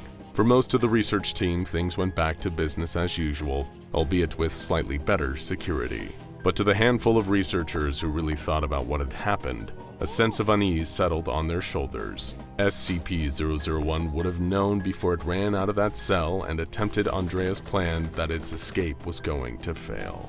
It would have known decades prior to the exact positions of the 247 bullets that pounded into its body. It would have known the searing agony that it would have to endure for months as its body slowly healed from its failed escape attempt. And yet, it had gone through with it anyway. What set of events had been put into motion when Andrea carved those 3 letters into the plastic tray? What greater purpose was SCP-001 working towards? And was it now too late to stop it? The entire Foundation was in turmoil. Researchers were getting into heated fistfights with security officers, who in turn were retaliating in fits of unbridled animalistic rage. The facility had erupted into such a frenzy, with chairs being hurled across testing chambers and armories raided for weapons, to escalate the brawl into a far deadlier incident. Tables were overturned and used as cover as the Foundation's own staff turned on each other. And before long, an all-out war had erupted. But this wasn't a battle of one side versus another. No, this was a wild and rampant free-for-all. Everyone was out to get everyone else, viewing their own colleagues as mortal enemies. And it was all thanks to Junior, the spawn of the Shy Guy. Only a month before, the Foundation had been subject to another bout of chaos, although this one was much more subdued than the explosive battle that would later sweep the facility. Everyone was abuzz. Researchers ignored their work, and some security personnel even abandoned their posts to see what all the fuss was about. Something was very wrong with SCP-096. The creature was normally docile unless directly observed. It spent the majority of its time just pacing around in its containment chamber or staying hunched over in a fetal position, crying to itself. In fact, it was so often sobbing quietly and making all manner of discontented noises that this became known as its usual behavior. At first, almost nobody had noticed that something was even amiss. All seemed right with the miserable monster. That is, until the screaming started. It was a loud, shrieking sound that pierced the eardrums of whoever heard it, then proceeded to climb down their spine and bring a chill to their bones, making their blood run icy cold and causing their skin to be littered with goosebumps. The screeching, disturbing noise flooded out of SCP-096's cell, reverberating off of every wall and echoing down every corridor until not one member of Foundation personnel could ignore it. It was unlike anything they'd ever heard from the creature before. This primal howling seemed to put everyone who heard it on edge, not just because it was unfamiliar, but because everyone uncannily seemed to know what the screams were indicating: pain. Perhaps even the worst physical pain that SCP-096 had ever felt. What if the Shy Guy was dying? Something had to be done. But therein lay a hurdle to clear first. How could the Foundation help, even offer medical assistance if needed, to a creature they couldn't even safely look at? What options are there for even getting somebody close enough to examine the Shy Guy without it killing them? They were limited. But a crowd of the SCP Foundation's best and brightest researchers had already congregated outside the containment chamber housing 096 after they heard its screams. Surely between them, they could come up with an idea. Hearing the Shy Guy continuing to howl in agony, one researcher came forward and made a suggestion. There was a device another Foundation researcher had developed, codenamed Scramble. Resembling standard-issue night vision goggles, one Dr. Dan had created these Scramble goggles to identify 096's face and digitally alter it so that the wearer was unable to see its face. Essentially, it edited out the Shy Guy's face in real time so that its homicidal rage state couldn't be activated. The use of Dr. Dan's Scramble goggles had previously led to a catastrophic incident that claimed the lives of Mobile Task Force Tau-1, also known as Big Brother. The Scramble devices allowed the wearer's brain to receive a single nanosecond of SCP-096 unscrambled before the image was altered by the goggles. So, needless to say, since time was running out to help the creature, and there were no other viable options for doing so, the Scramble goggles would need some serious refinement, and fast. Working as quickly as they could, the gathered gaggle of researchers requisitioned an old pair of scrambled goggles and started trying to improve them. Tinkering equipment specialists put their heads together with computer science engineers as they coded like crazy, all underscored by the continued screams of SCP-096. Then, without warning, or even a hint of what had happened inside the cell, the screaming suddenly stopped. Everyone outside the containment chamber stopped for a second, falling deathly silent. The goggles were almost ready, but were they too late to save the Shy Guy? The security personnel who had also gathered in response to the sound all drew straws, with the officer pulling the shortest being the one tasked with venturing into the containment chamber. He was handed the goggles and instructed that they would blur his version entirely for a few seconds while the Scramble software had a chance to work. Then, once the device had double, triple, and quadruple checked the results, the goggles would activate fully, and in theory, work the way Dr. Dan had originally intended. Although the track record of the Scramble project meant that the officer was hardly reassured as he entered the dark, dingy containment chamber. He couldn't see a thing ahead of him, his vision totally obscured as the goggles started running the newly updated version of the Scramble software. They were untested, so naturally, the security officer's nerves were at peak levels, worried the device might fail, and any second, his eyes would be greeted by the face of SCP-096. He could tell the creature was still alive. There was a low sound of panting breaths coming from the far corner of the chamber, indicating that it hadn't perished, although it might have been injured.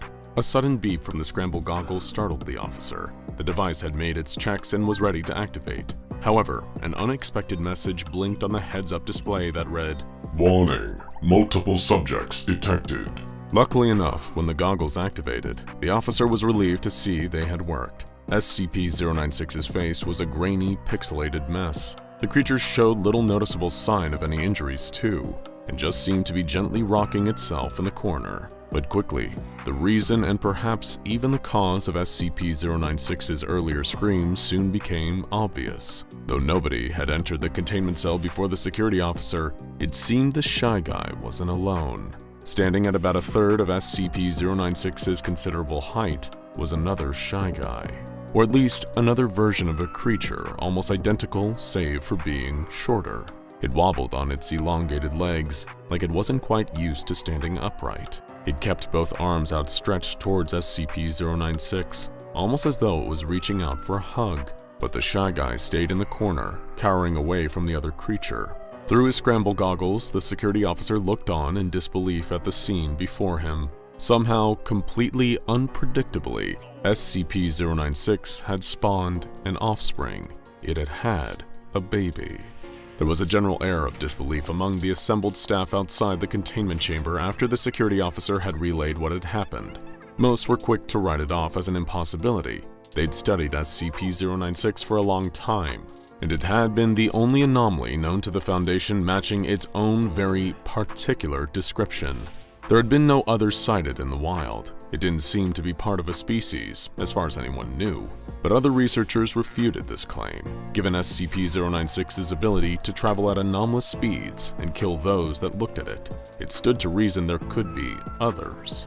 Maybe the Foundation wasn't aware of a whole species of shy guys, because anyone who'd ever seen one didn't live long enough to report it. Then someone mentioned that it wasn't entirely unprecedented for anomalies to have offspring either. A long while before, SCP-049, the infamous beak-masked plague doctor, had laid an egg which had hatched into SCP-049-J, a smaller version of himself composed of moss and wads of tissue.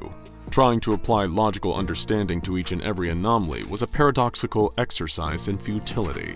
All anomalies had their own rules, even rules the Foundation had never observed before. After a great deal of deliberation and additional improvements of the scramble technology, a research team was sent into the containment chamber to retrieve SCP-096's progeny. The parent creature was still shying away from its creation, perhaps because it didn't want to raise it in the way that meant the child inherited its deadly sense of self-consciousness. Then again, maybe the shy guy was just afraid of what it had unleashed on an unsuspecting Foundation.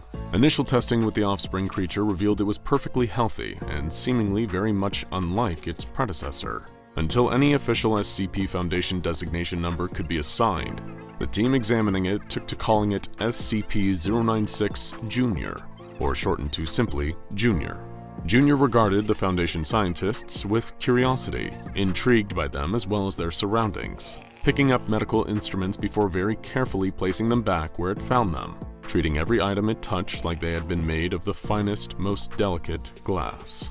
One of the researchers likened its movements to that of a lemur or other similar primates, but with the reserved, timid, and docile nature of a well-domesticated pet. That was, at first. Naturally, the SCP Foundation, being the organization that it is, there quickly became an interest in whether Junior displayed the same anomalous traits as SCP-096. Call it curiosity or caution. They wanted to know if it would react the same way when observed without the protection of scramble goggles. So a test was devised, seating a member of D-Class personnel in the same room as Junior, and tasked only with looking at the shy guy's spawn. Everyone gathered with bated breath, the research team watching from an observation desk, all of them wearing scramble goggles to blur Junior's face. As a blindfolded D-Class was brought in and stood opposite of Junior, all of them expected that the test would unfold in a particular way, which made it all the more surprising when, as the D-Class's blindfold was removed, nothing happened.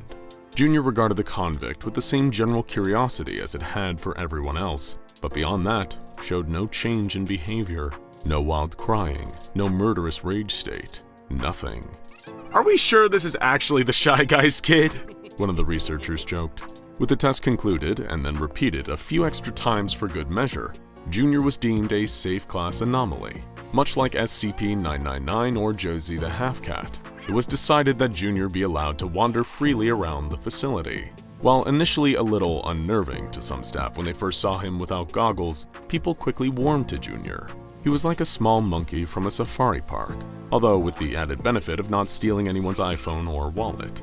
But at least, until shortly after. Around nearly a month had passed since Junior's birth, and since then an odd change had been noted in SCP-096. The shy guy seemed calmer, more at ease, and far less anxious. What's more, researchers discovered that for the first time ever, he could be observed. However, before they could investigate further, all hell broke loose. It started in the holding cells where D-classes were housed, initially written off as fights between inmates that got a little too out of hand. But soon the Foundation's own personnel started to violently attack each other. It was sparked at random, a state of animalistic rage that was focused on their fellow staff members, the people they worked with, the people who saw them every day, and it didn't stop.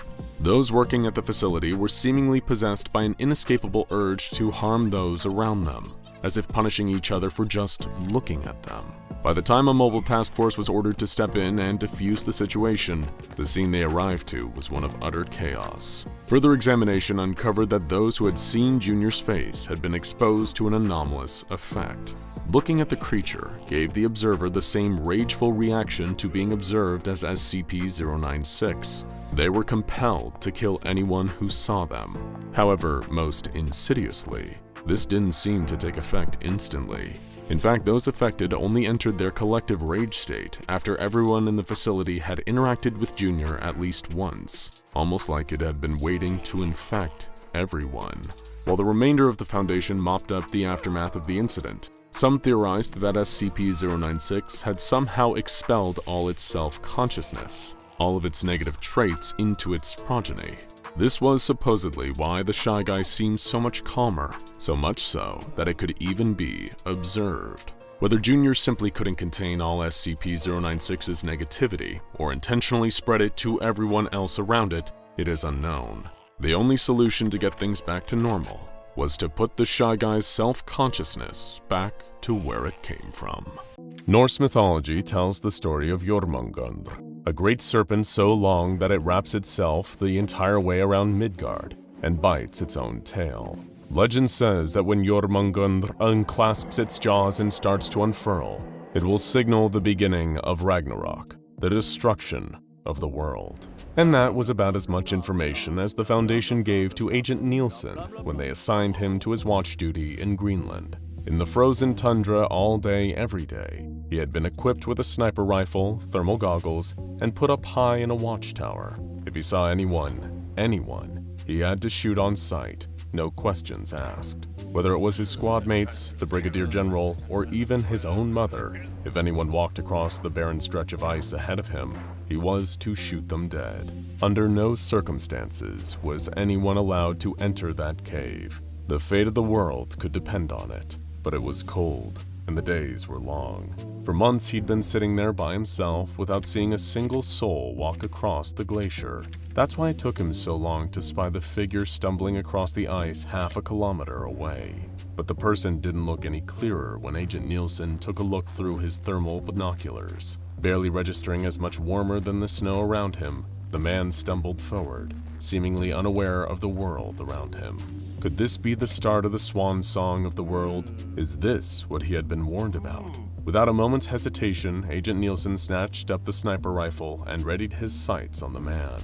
Somewhere buried deep beneath the Greenland ice is one of the most dangerous SCPs that the Foundation has ever come across. To say that SCP-722's reawakening could spell the destruction of human civilization is no idle concern. Classified as a Keter-level SCP, SCP-722 has been nicknamed Jörmungandr after the Norse myth. Researchers speculate that the creature's existence could in some way be linked to the early origins of the story of the Norse creature. 722 was brought to the Foundation's attention relatively recently. Environmental activist group Greenpeace was shooting a documentary on the effects of global warming on glaciers in Greenland. A small crew, including a director, producer, 3 camera operators, and a sound recordist, headed out to get some close-up footage from amongst the glaciers. Walking from ice sheet to ice sheet, they noticed several rounded entrances to what looked like deep ice caves. Surmising that these openings were only accessible to them because of the melting glacier ice, the crew climbed down into the caves to get some never-before-seen footage.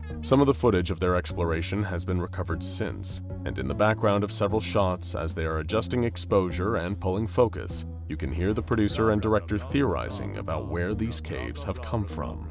They initially seem to think that the caves are millennia old, preserved by sub-zero temperatures, but soon they come across several markings on the walls, ancient hieroglyphs and symbols. None of the crew were language experts, and so in the footage you can hear them struggling to identify which people group would have carved those into the ice walls. In the decades since, language experts from around the world have studied these markings on those walls, and have still been unable to identify any discernible links to any known human script. Most agree that it does seem to predate the settlement of the island by Eric the Red at the start of the 11th century. During this period, it is believed that there were no human settlements on the island, so the origins of this script remain unknown. As the footage goes on, you may start to notice something that the Greenpeace crew does not. One of the ice walls is no longer a wall at all. It looks like a rock in some of the footage, but whenever a flashlight shines on its surface, you can see a pattern to it. Scales. Then an opening at the far side of the tunnel. The crew emerges into an enormous cavern, estimated to be upwards of 200 meters in height and several times wider. Even their powerful flashlights struggle to cut through the darkness inside. That's the point that the sound recordist notices the scales running alongside them. As the camera pans, you see that they have been walking alongside a tail, several times taller than them. A tail that snakes its way through the darkness of the cavern to meet a hulking mass at the other side, shrouded in darkness. That is where the footage cuts off. Those Greenpeace filmmakers were next seen in a local town that evening. None of them had the chance to extol the wonders of what they'd encountered that day, as they were all sick.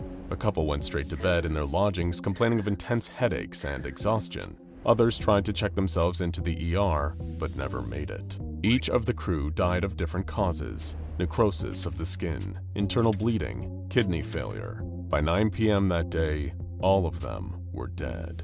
Fortunately, there just so happened to be a low-level Foundation agent staying in the same guest house as them who heard the commotion. Within 2 days, a perimeter was established. Within 2 years, the Foundation gained the bulk of knowledge of this SCP that they rely on to this day. It is unknown exactly how large SCP-722 actually is. A hulking serpent, half buried in ice, much of its body cannot be observed. It sleeps coiled up in the middle of the cavern that the filmmakers happened across. Some of its body is buried beneath fallen-in parts of the caves, others frozen into the ground around it. However, based on what can be observed of this SCP, it is estimated to be in the ranges of 8 to 12 kilometers from head to tail. Fortunately for just about everyone, including you, this SCP appears to be dormant. At no time since its discovery has this SCP been observed to move, make a sound, or otherwise indicate consciousness. Sensors are installed in the chamber to monitor its life functions and study its heart rate, temperature, brain activity, and more. One concern to the Foundation is that since its discovery, 722 has had a 0.9% uptick in neural activity. Researchers hope that this is just a natural part of the sleep cycle and that it will return to a deeper slumber soon. That is the hope, at least. So what makes this SCP so dangerous then if it's sound asleep? Well, let's go back to Agent Nielsen staring through the scope of his rifle. The barrel kicked back, a puff of warm smoke there and gone in cold air. He watched just long enough to confirm the kill before radioing back to command what he had observed. Within an hour, the cleanup crew arrived. Riding on snowmobiles, they waited at a distance for an hour before approaching the body. Rather unceremoniously, they wrapped it up in a black plastic bag, strapped it to the back of their snowmobile, and took it away for cremation. Nielsen just sat there in his watchtower the whole time, observing it all. The person looked sick, and not the kind of sick that you'd get from spending too much time out there on the ice. Their skin had gone rotten, like they had gangrene or leprosy. It wasn't just your usual frostbite. Most concerning, they'd been wearing a jumpsuit, standard issue for D-Class personnel. Only a vial held in their cold, dead fingers was any kind of clue for Nielsen as to what had been going on in that cave. But that was as close as the agent ever came to understanding the mysteries of SCP-722. The vial, however, was in many ways all he needed to know.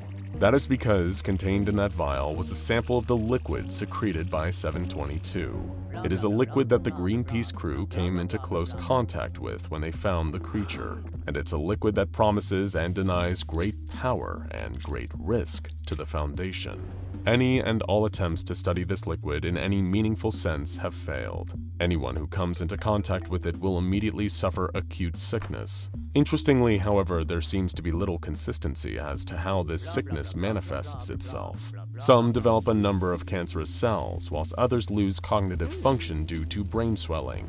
Symptoms seem to vary from person to person.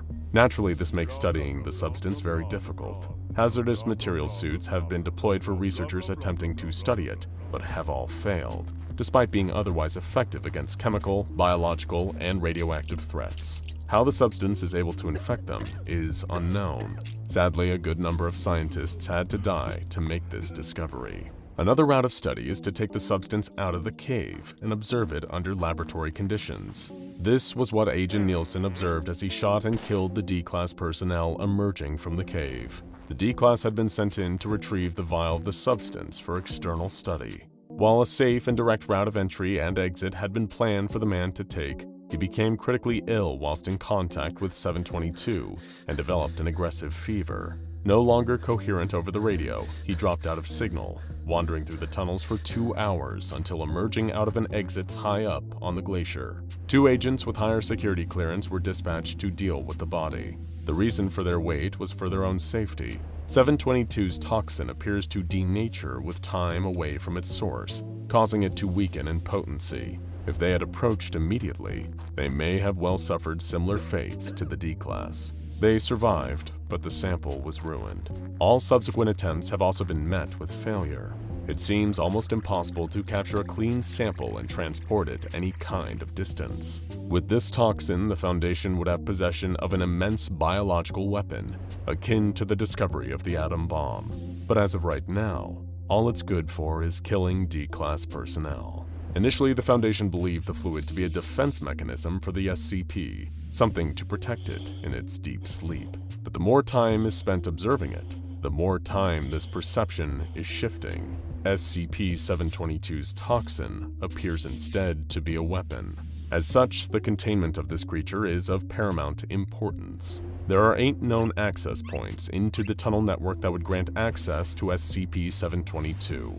Each of them has been sealed with reinforced gates with additional layers of soundproofing. At regular 4-hour intervals, nitrogen gas cooled to a near-liquid state is to be pumped through these doors without fail. It is believed that the creature is a form of proto-reptile, and so is theoretically cold-blooded. Its internal temperature is dictated by its surroundings. Therefore, by keeping a cool average temperature in these caves, it is thought that this SCP's slumber can be prolonged. How long is unclear.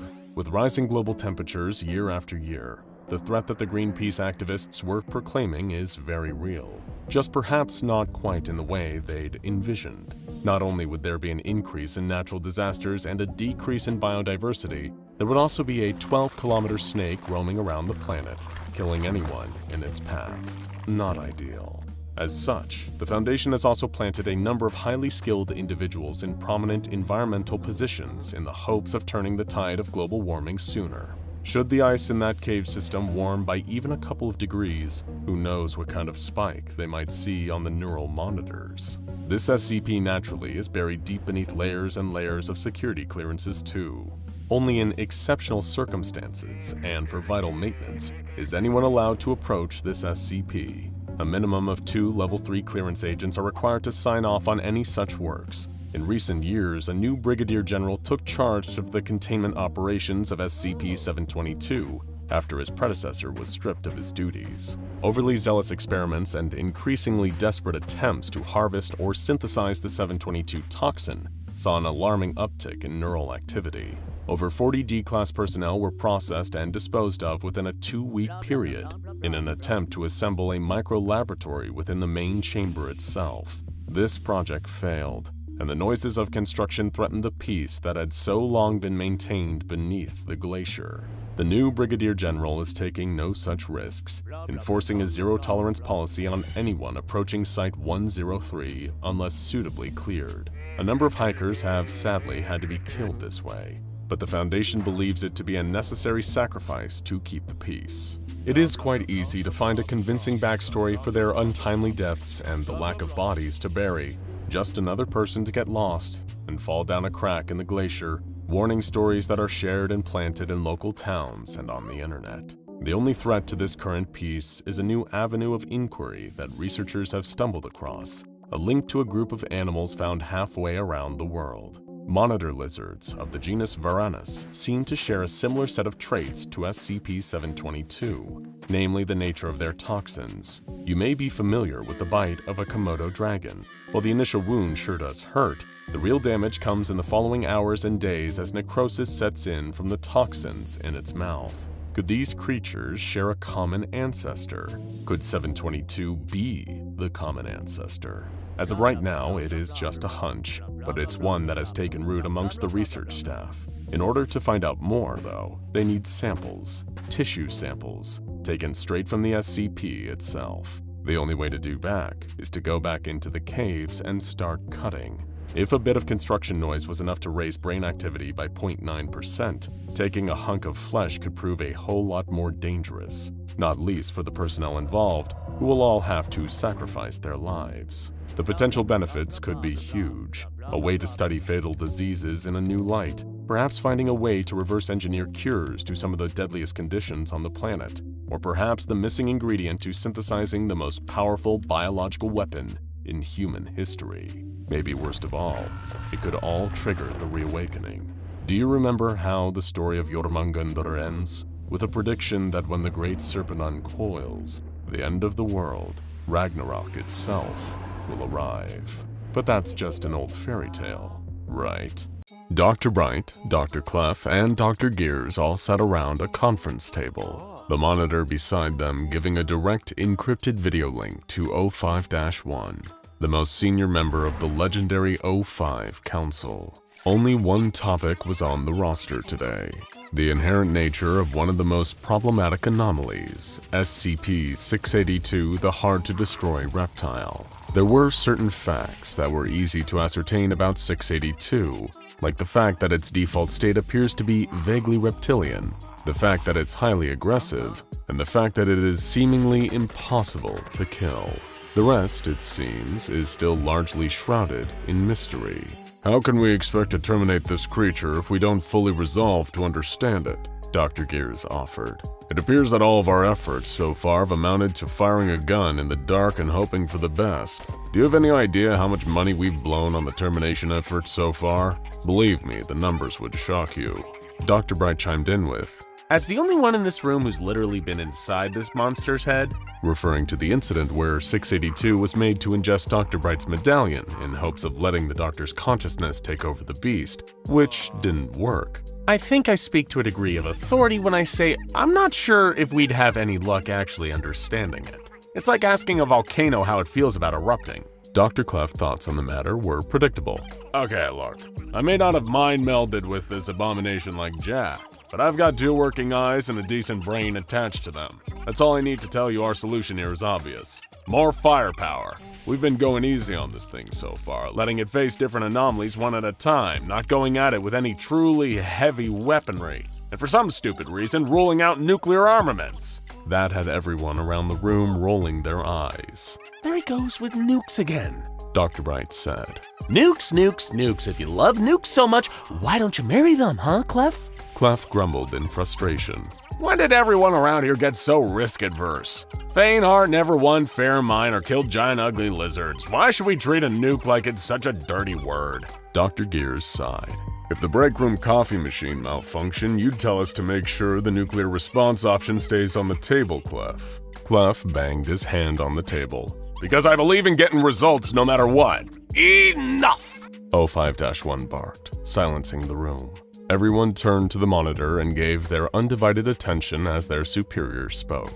I can staunchly confirm that we will not be pursuing a nuclear option for 682 under any circumstances. I do not intend on creating a Godzilla we need to fight. Gears, I think you're on to something. We've done all we can to analyze SCP-682 through the eyes of scientific empiricist. Perhaps we need to look at it through the eyes of its fellow anomalies. The ones that aren't completely insane, anyway. Make it happen, gentlemen. Chop chop. And so they did. All 3 of the incredibly different doctors did see the wisdom in O5-1's new theory.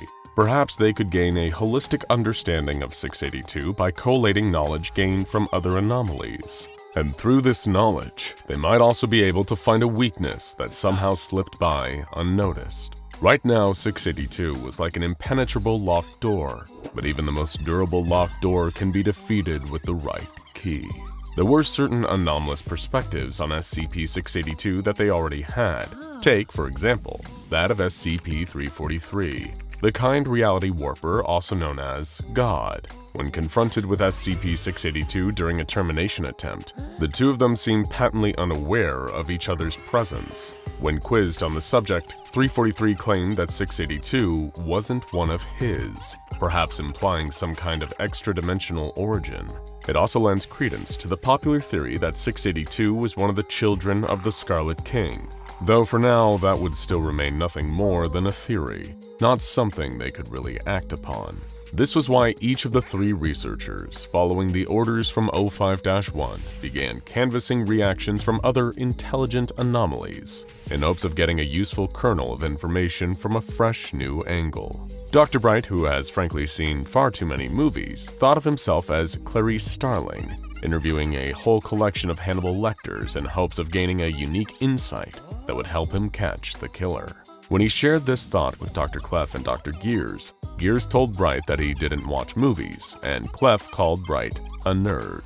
After the proper safety precautions were put in to make sure that the two never actually came into physical or mental contact, Dr. Clef had SCP-035, the devious, diabolical, possessive mask, attached to a mannequin host body, and brought in to observe SCP-682 in a sealed chamber. Clef asked the possessive mask to relay any thoughts he had while looking at the beast. Admittedly, Dr. Clef felt a little unnerved by how gleeful the mask looked while watching the hard-to-destroy reptile clambering around in its tank. Oh, yes, The possessive mask said, its words like cyanide in the ears. What a truly marvelous creature.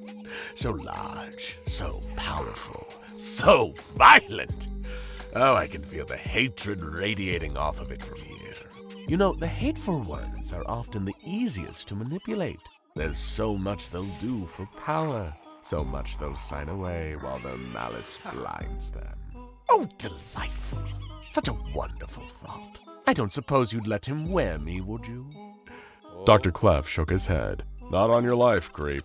Sadly, it didn't seem as though any new insights had really been gained here. Hopefully, Dr. Gears would have a little more luck with his project. Dr. Gears had decided to take a more measured approach, unsurprising given this is Dr. Gears we're talking about, and went for an intelligent anomaly who probably wasn't harboring some evil ulterior motive. SCP-507, the Reluctant Dimension Hopper. Two things highly benefited Dr. Gears in this regard. Firstly, the Reluctant Dimension Hopper had gotten around and seen more things than pretty much any other mortal being in existence. Secondly, SCP-507 had certain aspirations, namely to become an SCP Foundation researcher, where he could be accepted and make a profession out of his interest in the supernatural. Gears could leverage this to gain cooperation. When SCP-507 was brought in to observe 682, Gears noticed a certain flicker of recognition in the Dimension Hopper's eyes, before the man opened his mouth and said, "Oh God, not another one of those things." Gears immediately fired back, Another one, you say? SCP-507 nodded. Yeah, during one of my jumps, I was in this big, weird landscape covered in freaky-looking rocks. There were a whole bunch of these guys there, like a herd or a pack or something. As soon as they saw me, they started chasing me. It was honestly pretty tense for a second there. I didn't even know if I'd make it out alive. Dr. Gears nodded and continued taking notes. Do you have any further observations from your time seeing these creatures in another dimension? SCP-507 shook his head, presumably disappointed that he couldn't offer more. Thank you. That'll be all then, 507, Dr. Gears said. And of course, that left one more. The Maverick, the Joker in the pack, Dr. Jack Bright, the man from whom you can only ever really expect the unexpected. He decided to take the middle ground between the offerings of Dr. Gears and Dr. Clef. SCP-049, the Plague Doctor, the mysterious being who can kill with a touch, but has aspirations to heal. Dr. Bright was extremely interested in seeing what he had to say about the nasty reptile. That same day, the Plague Doctor was feeling a little irritated, to say the least. He'd been conducting some extremely important research into the pestilence on a cow carcass when suddenly an order from the top deemed he would no longer have access to animal subjects. Lavender had been pumped into his cell to pacify him, while 5 heavily armored guards entered and dragged out his latest subjects. It was cruel. It was inhumane. It was anti-science. First, they'd taken away his live human subjects. Then, they'd taken away his dead human subjects, followed by his live animal subjects. If he wasn't even allowed to perform his vital research on animal carcasses now, then what hopes did he have of making progress? Well, out there in the world every single day, the pestilence spreads further. Who even knows what form it has taken now? After all, diseases shift and mutate with the times, and the whole world was a petri dish out there. As the Plague Doctor was lost in his musings, Dr. Bright approached and rapped his knuckles on the plexiglass of his containment chamber. Leave me be, Doctor, the Plague Doctor sighed. Haven't you and your compatriots already taken enough from me? I'm not here to take, Doctor. I'm here to give, Dr. Bright said. I know we can be a little harsh in our measures sometimes, Doc, but we're cold, not cruel. You play ball with us, you'll find we can be very amicable. To the tune of, say, getting your live animal research privileges back. There was a moment of silence before the Plague Doctor rose up and walked over to the divider between himself and Dr. Bright. He cocked his head slightly, as though taking in Dr. Bright's measure. What would you have me do in return, Doctor? The Plague Doctor asked. Dr. Bright smiled. There's just something I want you to look at. With the assistance of a few security officers, the Plague Doctor was moved over to an observation chamber, joining on to a larger, more secure chamber. The Plague Doctor sat on a plush chair, staring through a one-way mirror into the larger chamber. Dr. Bright turned on a dictaphone, hoping to record any interesting observations the Plague Doctor came out with. What, pray tell, am I supposed to be looking at, Dr. Bright?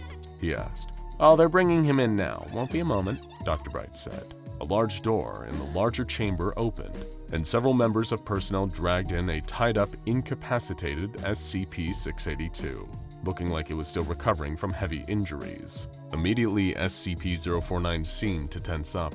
Dr. Bright was fascinated, watching the Plague Doctor's previously calm demeanor suddenly become marred by clearly evident worry. What was he thinking?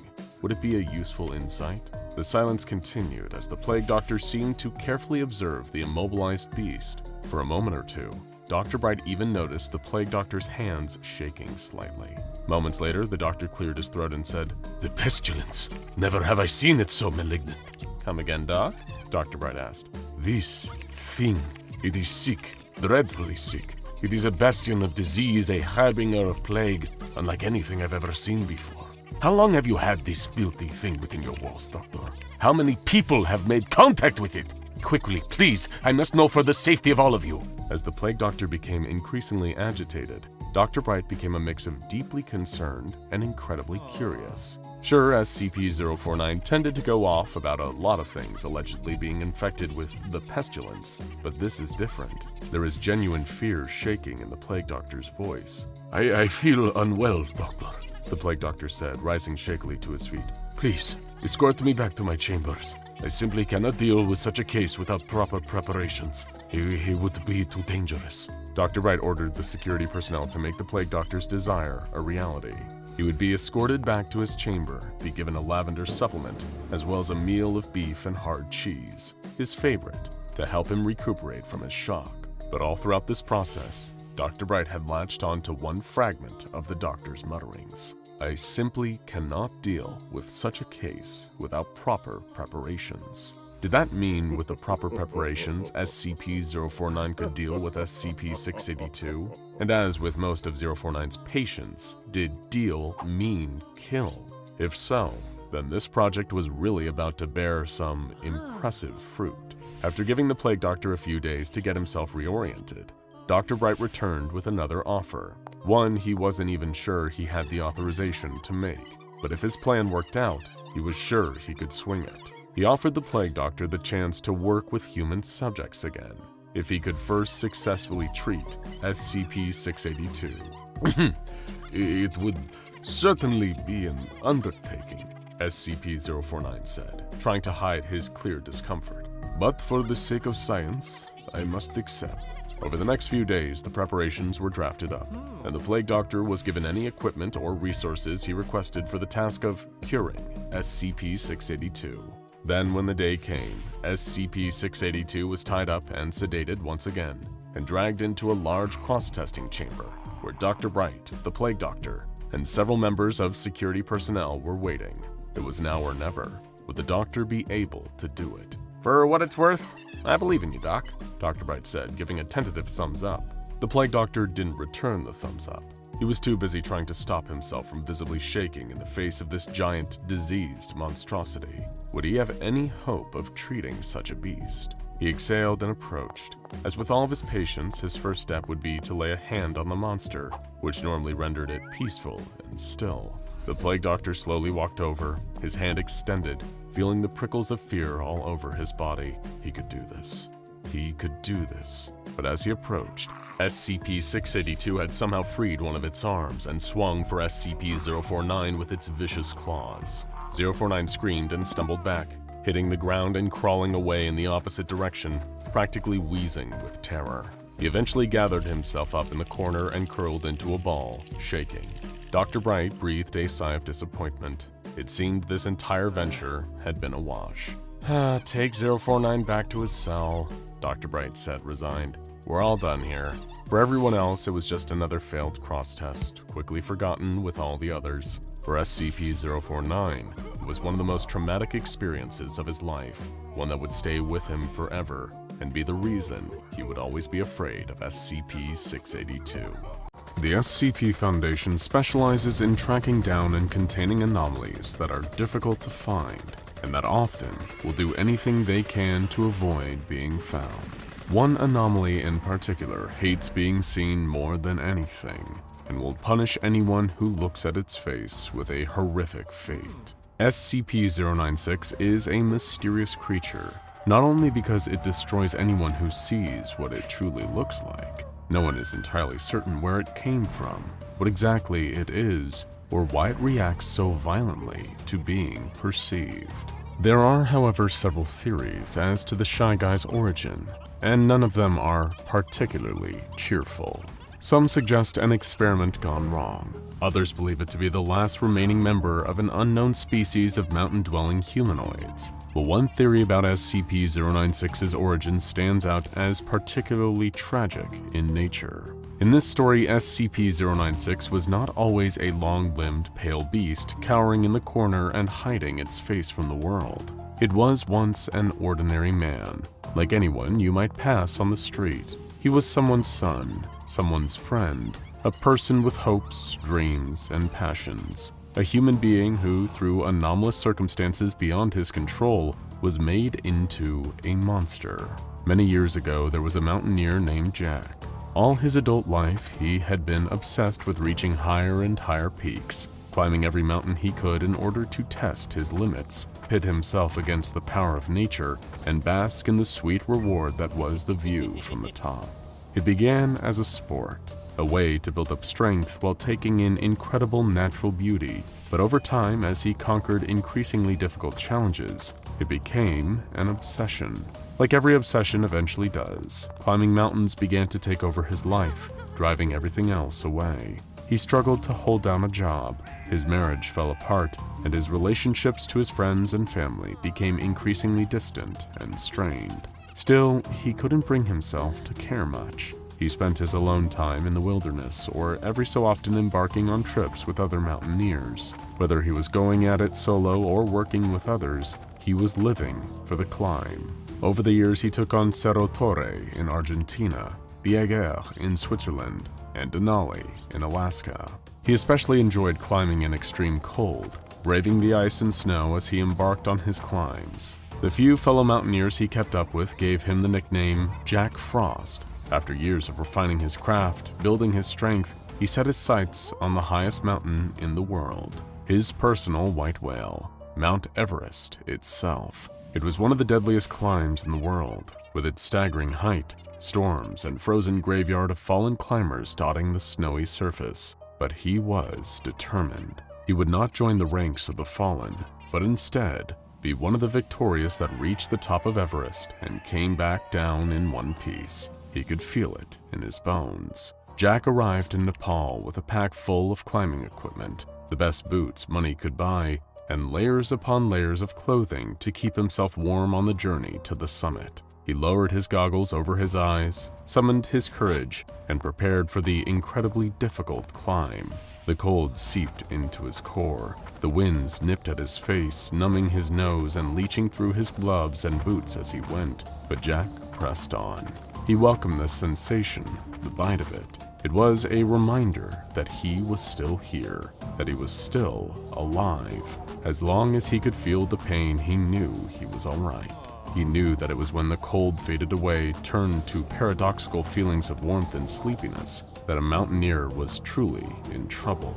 As he navigated the harsh mountain landscape, Jack occasionally let his eyes drift off course, taking in the sights around him.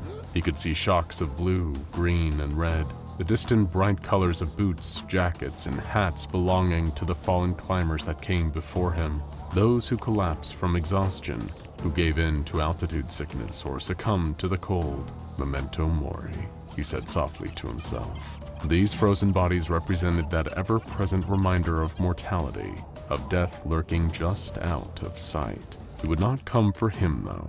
Not today. Not on this journey. He wouldn't let it. The hours blurred together within the crunch of the ice beneath his boots, the dig of climbing hooks into the earth, the tug of his trusty ropes as he ascended ever higher. Jack came to a stop. There was no next step to take, nowhere higher that he could go. He had reached the summit. The white whale was captured, and Everest was his. For the very first time, he was truly on top of the world. Now that he had made it to the highest point, there was the all-important task of climbing back down. At this altitude, he was still in the death zone, the place where human acclimatization was impossible. This was the tricky part, the point at which even the most experienced of climbers might get lost in the euphoria of the achievement and might let their attention slip. Any mistake during his descent, any misstep, could be the thing that cost him his life. There was no room for error and no time to waste. Just as Jack prepared to make his descent, he saw a figure pulling itself over the ridge. From a distance, it looked like a fellow climber. He noticed the curious lack of equipment and the way the person seemed to be making their way up the mountain with nothing but their hands. But perhaps they lost their pack or left it behind for some reason.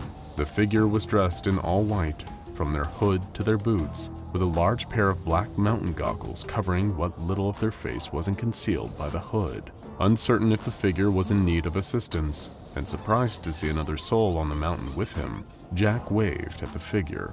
"Everything okay?" he called. There was no response, but the figure turned to look at him. At least, he thought it was looking at him. He couldn't see its eyes through the goggles, but he felt the distinct sensation of it locking its gaze with his just the same. As soon as the figure turned to look at him, Jack began to feel strange. The pain, the sharp sensation of the cold that he relied on to ground himself and remember he was really here, began to blur around the edges. The feeling softened, melting away along with the ache in his muscles, the bleariness in his eyes, the dry mouth that had nagged at him for hours. He felt unbalanced, unmoored, a ship with no anchor. He couldn't explain why, but the sudden relief from the cold made his chest tighten with primal terror. He did not feel like one man encountering another on the mountain. He felt the way he had years ago, when he came face to face with a mountain lion, staring down a predator, and remembering all of a sudden that humans do not naturally sit at the top of the food chain. This figure, this thing, it was no man. It was no person. Jack prepared to continue his descent, to get away from the strange intruder as quickly as possible, but his feet would not obey him. His eyes could not break contact with the figure in white that was slowly beginning to advance toward him, one slow step at a time. It was in no hurry. It knew he was not going anywhere anytime soon. He trembled as the figure drew closer, its inscrutable face hidden beneath its hood and behind its goggles. He wished he could just see its face, but dreaded learning what secrets it was hiding. If only he could just unstick his feet from the earth, break free of this spell that had fallen over him, he could escape. but no matter how much his muscles strained, how he gritted his teeth with effort, he couldn't get away. As the entity came closer, the cold snapped back into his body, but something was different. It was heightened, like every icy breeze and freezing wind layered on top of itself, hardening his muscles to rock, crystallizing the very blood in his veins. He felt as if his fingers, if he tried to wriggle them, would snap off and fall to the ground. His eyes thrummed in their sockets, his lungs stretched to hold on to each breath as the cold constricted its fist around his chest. He opened his mouth to speak, but his voice died in his throat, coming out in a weak whisper of air. Now the thing was close enough to touch him, and whatever force had been holding him still and upright released him. It was as if he were a marionette suspended in the air, and the puppeteer released his strings at once. He crumpled to the snow-covered ground in a heap, his cheek pressed into the earth, his eyes trained helplessly on the still advancing figure. His lip formed the word, please, though he could not tell exactly what he was begging for. His life? His freedom? A painless death, perhaps? He struggled to push himself to his feet, but all the strength had gone out of his limbs. He could barely lift his arm, let alone handle the weight of his whole body. The thing shaped like a man was right above him, glowering down through those opaque goggles. He still could not see its eyes, but somehow he could feel the way it was looking at him. Hatred was radiating off of it, disdain and pure, unadulterated malice. Then it tilted its head to the side thoughtfully, and Jack's mind was overwhelmed with images. He felt the phantom sensation of sunlight on his skin and springy green grass beneath his bare feet. He could see, clear as day in his mind's eye, a forest in the middle of summer, dewdrops sparkling on the petals of wildflowers blowing in a gentle, sweet breeze. Then he felt sand between his toes, smelled the sea breeze, felt the comfort and contentment of a nap on the beach. It was not offering these things to him, but something like them, something like peace. It was offering him a gift, but he didn't want it. He couldn't take it. He was Jack Frost, damn it. He thrived in the cold, the hardship. He didn't want some warm, sleepy fade out of existence. If he went out, it would be on his terms, doing the thing he had dedicated his life to. If he were going to lose his life, he wouldn't roll over and just give it up. It would need to be pried from his frozen hands. With every last bit of strength, he twisted his head away from the entity's gaze, covering his face with his hands. It grabbed at him, shaking his shoulders, trying to force him to uncover his face and meet its gaze once more. But he didn't budge. He wouldn't. He couldn't. Then he felt the energy shift as it realized he had refused the gift, that he would not welcome the paradoxical feelings of heat and security and slip away as it was asking him to. But it was not a victory. He swore he could hear a voice in his mind say, Very well. You wish to be part of the mountain. I will make it so. The world went white as Jack's eyes rolled back in his head, his spine curving back until it snapped. His jaw cracked and distended, his arms and legs stretched out long and twisted, his body contorted at unnatural angles as the entity began to rearrange his very being. As the agony ripped through him, snapping his bones and tearing his muscles, Jack kept his face cradled in his hands. He remained in that position even as he cried, his voice hoarse, as the pure fear and pain overwhelmed his senses until he forgot his own name, forgot he was ever a man at all. When Jack was no more, when something else sat there in his place, pale and shivering, body racked with sobs, the king of the mountain turned and left him there, alone with his misery. Still, he would not uncover his face. He would not let himself be vulnerable and would not look up. Days later, a group of mountaineers reached the summit of Everest and spotted a hairless figure crouched in the snow, weeping softly. "Are you all right?" one of them asked. The figure lifted its head slowly and locked eyes with the strangers. Its eyes widened in horror, its mouth stretched impossibly wide in a wordless scream of rage and hurt, and with nothing human left in its mind or heart, SCP-096 took its very first victim. Doors burst open, allowing the gurney to come speeding through. followed by a gaggle of concerned Foundation scientists and medical personnel.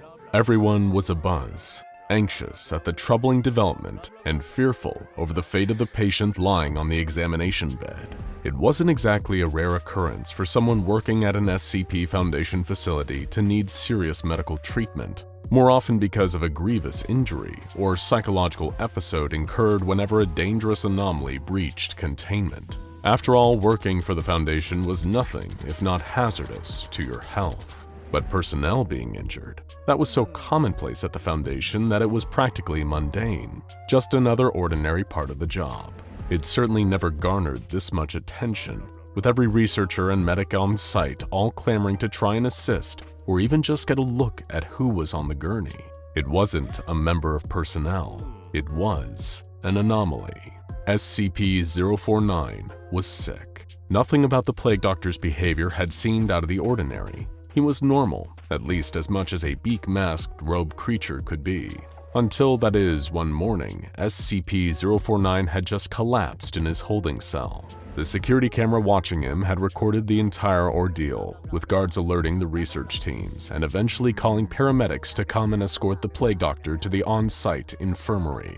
SCP-049 was noticeably weaker, confused, even afraid, some onlookers seemed to think. There's no sign of physical injury, Dr. Cooper noted aloud, trying his best to examine SCP-049 while the gurney was racing down the hallways, all without touching the Plague Doctor's skin directly. One touch, and he would die in an instant. All signs seemed to point to something internal. Nobody had entered SCP-049's cell in the previous 24 hours. The security footage proved that the only people who had even come close to the Plague Doctor were authorized Foundation staff. Dr. Cooper was right. There was no indication that SCP-049 had suffered any external damage. If he'd been attacked, it would have been caught by the security footage. It had to be some kind of illness. The Plague Doctor was slipping in and out of consciousness. He could move and groan slightly, but only had a few fleeting periods of lucidity. But if he was ill, what with? What was the cause? Any symptoms, if there had been any leading up to his collapse, must have been so subtle that they had gone completely undetected by everyone that had recently encountered SCP-049. And was there a risk of cross-contamination? Was everyone rushing alongside or following the speeding gurney now infected also? As they reached the infirmary, Foundation medics were already waiting, having prepped the area for SCP-049's arrival. Wearing gloves over their hands to avoid lethal direct skin contact, the medical staff hoisted SCP-049 onto a bed, just as Dr. O'Mell arrived, pushing his way through the crowd of other researchers and doctors who had piled into the sickbay. "All right, the show's over. Back up and give him some room to breathe," O'Mell had shouted before turning to get a closer look at SCP-049. "We've had a similar situation to this before. If it goes the same way, then there's nothing to worry about." At that moment, SCP-049 briefly became lucid once more. 049, it's Dr. O'Mell. Can you hear me? Yes, I can. The Plague Doctor replied weakly. Please, help me, Doctor. Well, I'll do my best, O'Mell said, trying to keep the beak surgeon's spirits up. It's a real good thing I was here that time you laid an egg. At least we know what to expect this time, right? I'm not laying another egg. SCP-049 rasped through his beak, his pain obvious in his tone. What? Then what the heck's going on? It happened, he answered. Pestilence. It is the pestilence. Before losing consciousness again, the entire infirmary went deathly silent. The pestilence, the vaguely defined disease that SCP-049 spent his life seeking out and trying to cure. Now it had infected him and could potentially claim his life unless the Foundation could help him. There was one big problem. Nobody had any idea exactly what the pestilence really was, except for SCP-049. The next few hours were a non-stop circus. An emergency quarantine order was issued, as everyone that had accompanied the gurney had to be screened and tested for any possible signs of contagion. If the pestilence had actually managed to infect SCP-049, there was a high chance it could spread, especially with so many research staff and medics present. The infirmary was sealed off. Any of the medics who were cleared were issued a hazmat suit so they could continue to aid the sick Plague Doctor. Although confirming that staff were 100% clear of the pestilence wasn't exactly straightforward, nobody knew what signs or symptoms to even look for. Normally, it was only SCP-049 and him alone that could sense the presence of the pestilence in a human being, and his only cure was turning them into a zombified instance of SCP-049-2. A momentary panic started to spread amongst the Foundation personnel who had been near SCP-049, stemming from one idea about what the pestilence really was: the bubonic plague. It didn't seem too far of a stretch given SCP-049's appearance, resembling the clothing worn by medieval plague doctors when the Black Death ravaged most of Europe during the 1300s. Given that the bubonic plague was fatal, once this paranoid rumor set in amongst the Foundation's staff, some began to break down, believing they had contracted the deadly medieval infection. However, after several hours of additional screening and testing, nobody on site showed even a hint of bubonic plague in their systems. But all the while, SCP-049 wasn't getting any better. We're still in the dark here, Dr. O'Mell said, his frustration fogging up the visor of his hazmat suit. If the pestilence isn't bubonic plague, then what the hell is it? And how do we cure it? I've been going through the archives, every interaction that SCP-049 has ever had that we've got recorded, and so far there's nothing conclusive, Dr. Cooper replied, swiping through various incident reports on a tablet. All the Foundation had ever truly known of the pestilence was based on SCP-049's own testimony. They were aware it was an insidious infection, capable of ultimately causing death in a subject that had contracted it. But anyone that SCP-049 had ever operated on and turned into an SCP-049-2 zombie hadn't previously exhibited any anomalous or even just unusual symptoms. The Plague Doctor had only ever described the disease in vague terms, and he alone had been able to sense it. I went back over Dr. Ham's notes after his interview with SCP-049, Cooper continued. Based on these, it looks like there are a few working theories about what the pestilence really is, but what? O'Mell replied. Come on, out with it! Well, they're pretty abstract, to say the least, the fellow Foundation researcher admitted. The entity is at the top of his list. You're kidding, Dr. O'Mell sighed. The entity was something that the Foundation had long been aware of, but had no way of confirming if it even existed. It had been learned about from SCP-5000, a heavily damaged absolute exclusion harness. The suit's data logs told of an alternate timeline wherein the SCP Foundation turned on humanity and began using various anomalies to commit a worldwide apocalypse. This had been done according to the information recovered from the harness in order to combat a being known only as the Entity, or It. Apparently, this being had managed to latch on to the human race's collective subconscious and had been manipulating the entire planet for some nefarious reason. The Entity was what caused humans to feel pain, and subsequently fed on that pain. Although nobody was aware of its intentions, the Foundation of this SCP-5000 timeline had deemed it to be so diabolical that they had resorted to wiping out humanity at all costs to prevent the Entity from ever succeeding. I think it's a theory with legs, one of the medics chimed in. It can't be, it's so dumb, Dr. O'Mell replied dismissively, scratching his head. Exactly, it's so dumb but so brilliant, the medic replied. No, it's just dumb, O'Mell shouted. Dr. O'Mell's right. According to the logs from SCP-5000, the entity affects everyone, Dr. Cooper pointed out. But SCP-049 doesn't attempt to operate on everyone it meets. If it was trying to combat the entity, it would have to cure every human being alive. Where are we at with treating SCP-049? Dr. O'Mell asked. The longer we spend yakking and doing nothing, he could be getting even closer to death. We're seeing no chance, the medic answered solemnly. The Foundation's immediate course of action was to administer SCP-049 with a single dose of SCP-500, also known as the Panacea, coming in the form of a red pill. SCP-500 was known to cure a person of all diseases. But as we know, Panacea doesn't have one consistent rate of effectiveness, the medic explained. It can take longer to heal a subject depending on the disease they've been infected with. So, SCP-500 could be working? Dr. O'Mell asked. Like I've said, we've not detected any change in SCP-049's condition, the medic replied. It could be that the treatment isn't working at all because it can't isolate the pestilence on the Plague Doctor's system. As far as SCP-500 might know, there's nothing for it to actually heal. Great, really, that's just wonderful. We have a miracle cure that works on any illness, and it's just not doing what it's meant to. O'Mel sighed. What about next of kin? Any luck there? He's notoriously good at evading capture, believe me, I know. But if we tell him what's going on... Not my department, the medic shrugged. I'd say the fact nobody's brought him in yet means that our field agents still haven't found him. But your guess is as good as mine. Oh, very insightful, Dr. O'Mel said, his frustration coming out as sarcasm. Just get the hell out of here and see what you can do for SCP-049. And send someone else to give us updates next time. Hold on, O'Mel, Dr. Cooper interjected. Take a look at Dr. Ham's notes, and I've come up with another theory about the pestilence here. Well, what is? It's death. The room fell quiet.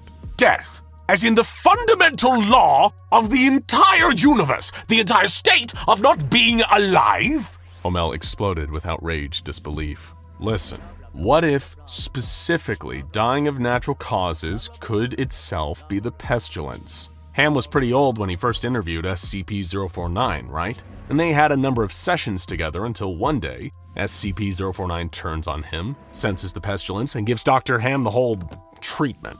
He zombified him. I know you don't need to be coy, Cooper. Right, well, during their very first interview at Site-19, 049 said he could sense a lot of death there, but not all had that many traces of the pestilence, the researcher explained. So, what if SCP-049 had started to realize the odd little signs of Dr. Ham aging, graying hair, wrinkles, the usual suspects, and instead of waiting for Ham to die, he cured him immediately?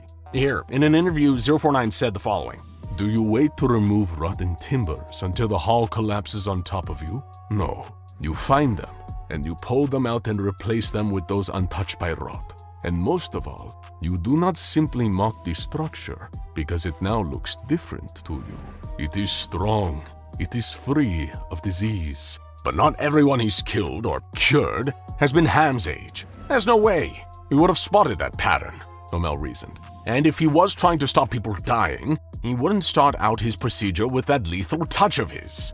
Think about it though. How does SCP-049 cure people? You said it yourself, he zombifies them. He reanimates them. We're all infected to him. Everyone dies after all. So he cures that with those horrific resurrections and thus cures death. A flabbergasted Dr. O'Mel finished the sentence. So, assuming you're right, and the pestilence really is just death itself, SCP is in the other room, dying from completely natural causes. And that might be the only thing even we can't fix. Dr. Cooper nodded solemnly. Tell that to the O5 Council, O'Mel muttered. Suddenly one of the medics, a different one as requested, came bursting into the room.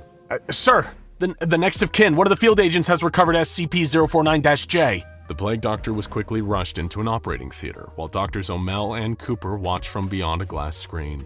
A shorter version of SCP-049, his son, SCP-049-J, was guided into the room. The little plague doctor timidly approached its father. Are you sure this will work? Dr. Cooper asked. I read the file on SCP-049-J. Apparently, despite all its claims of being a magical wizard doctor, he's never actually healed anything. Made a few conditions even worse, in fact. I was around when Junior over there was born, Dr. O'Mel said. You know what SCP-049 said to me when his egg hatched? What? He is the cure. That's how I know this is going to work. The cultist screamed. The long and spindly but unimaginably powerful arm of the shy guy had him by the leg, dragging him backwards, his fingernails carving deep ruts into the floor.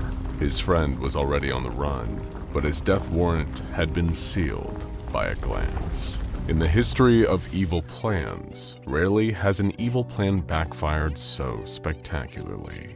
As the shy guy bellowed, destroying its latest prey and galloping after the second, which would soon become the third and the fourth and the fifth and so much more as the personnel of the SCP Foundation caught unplanned glimpses of his terrible face. It would take a god to undo the chaos that was unfolding.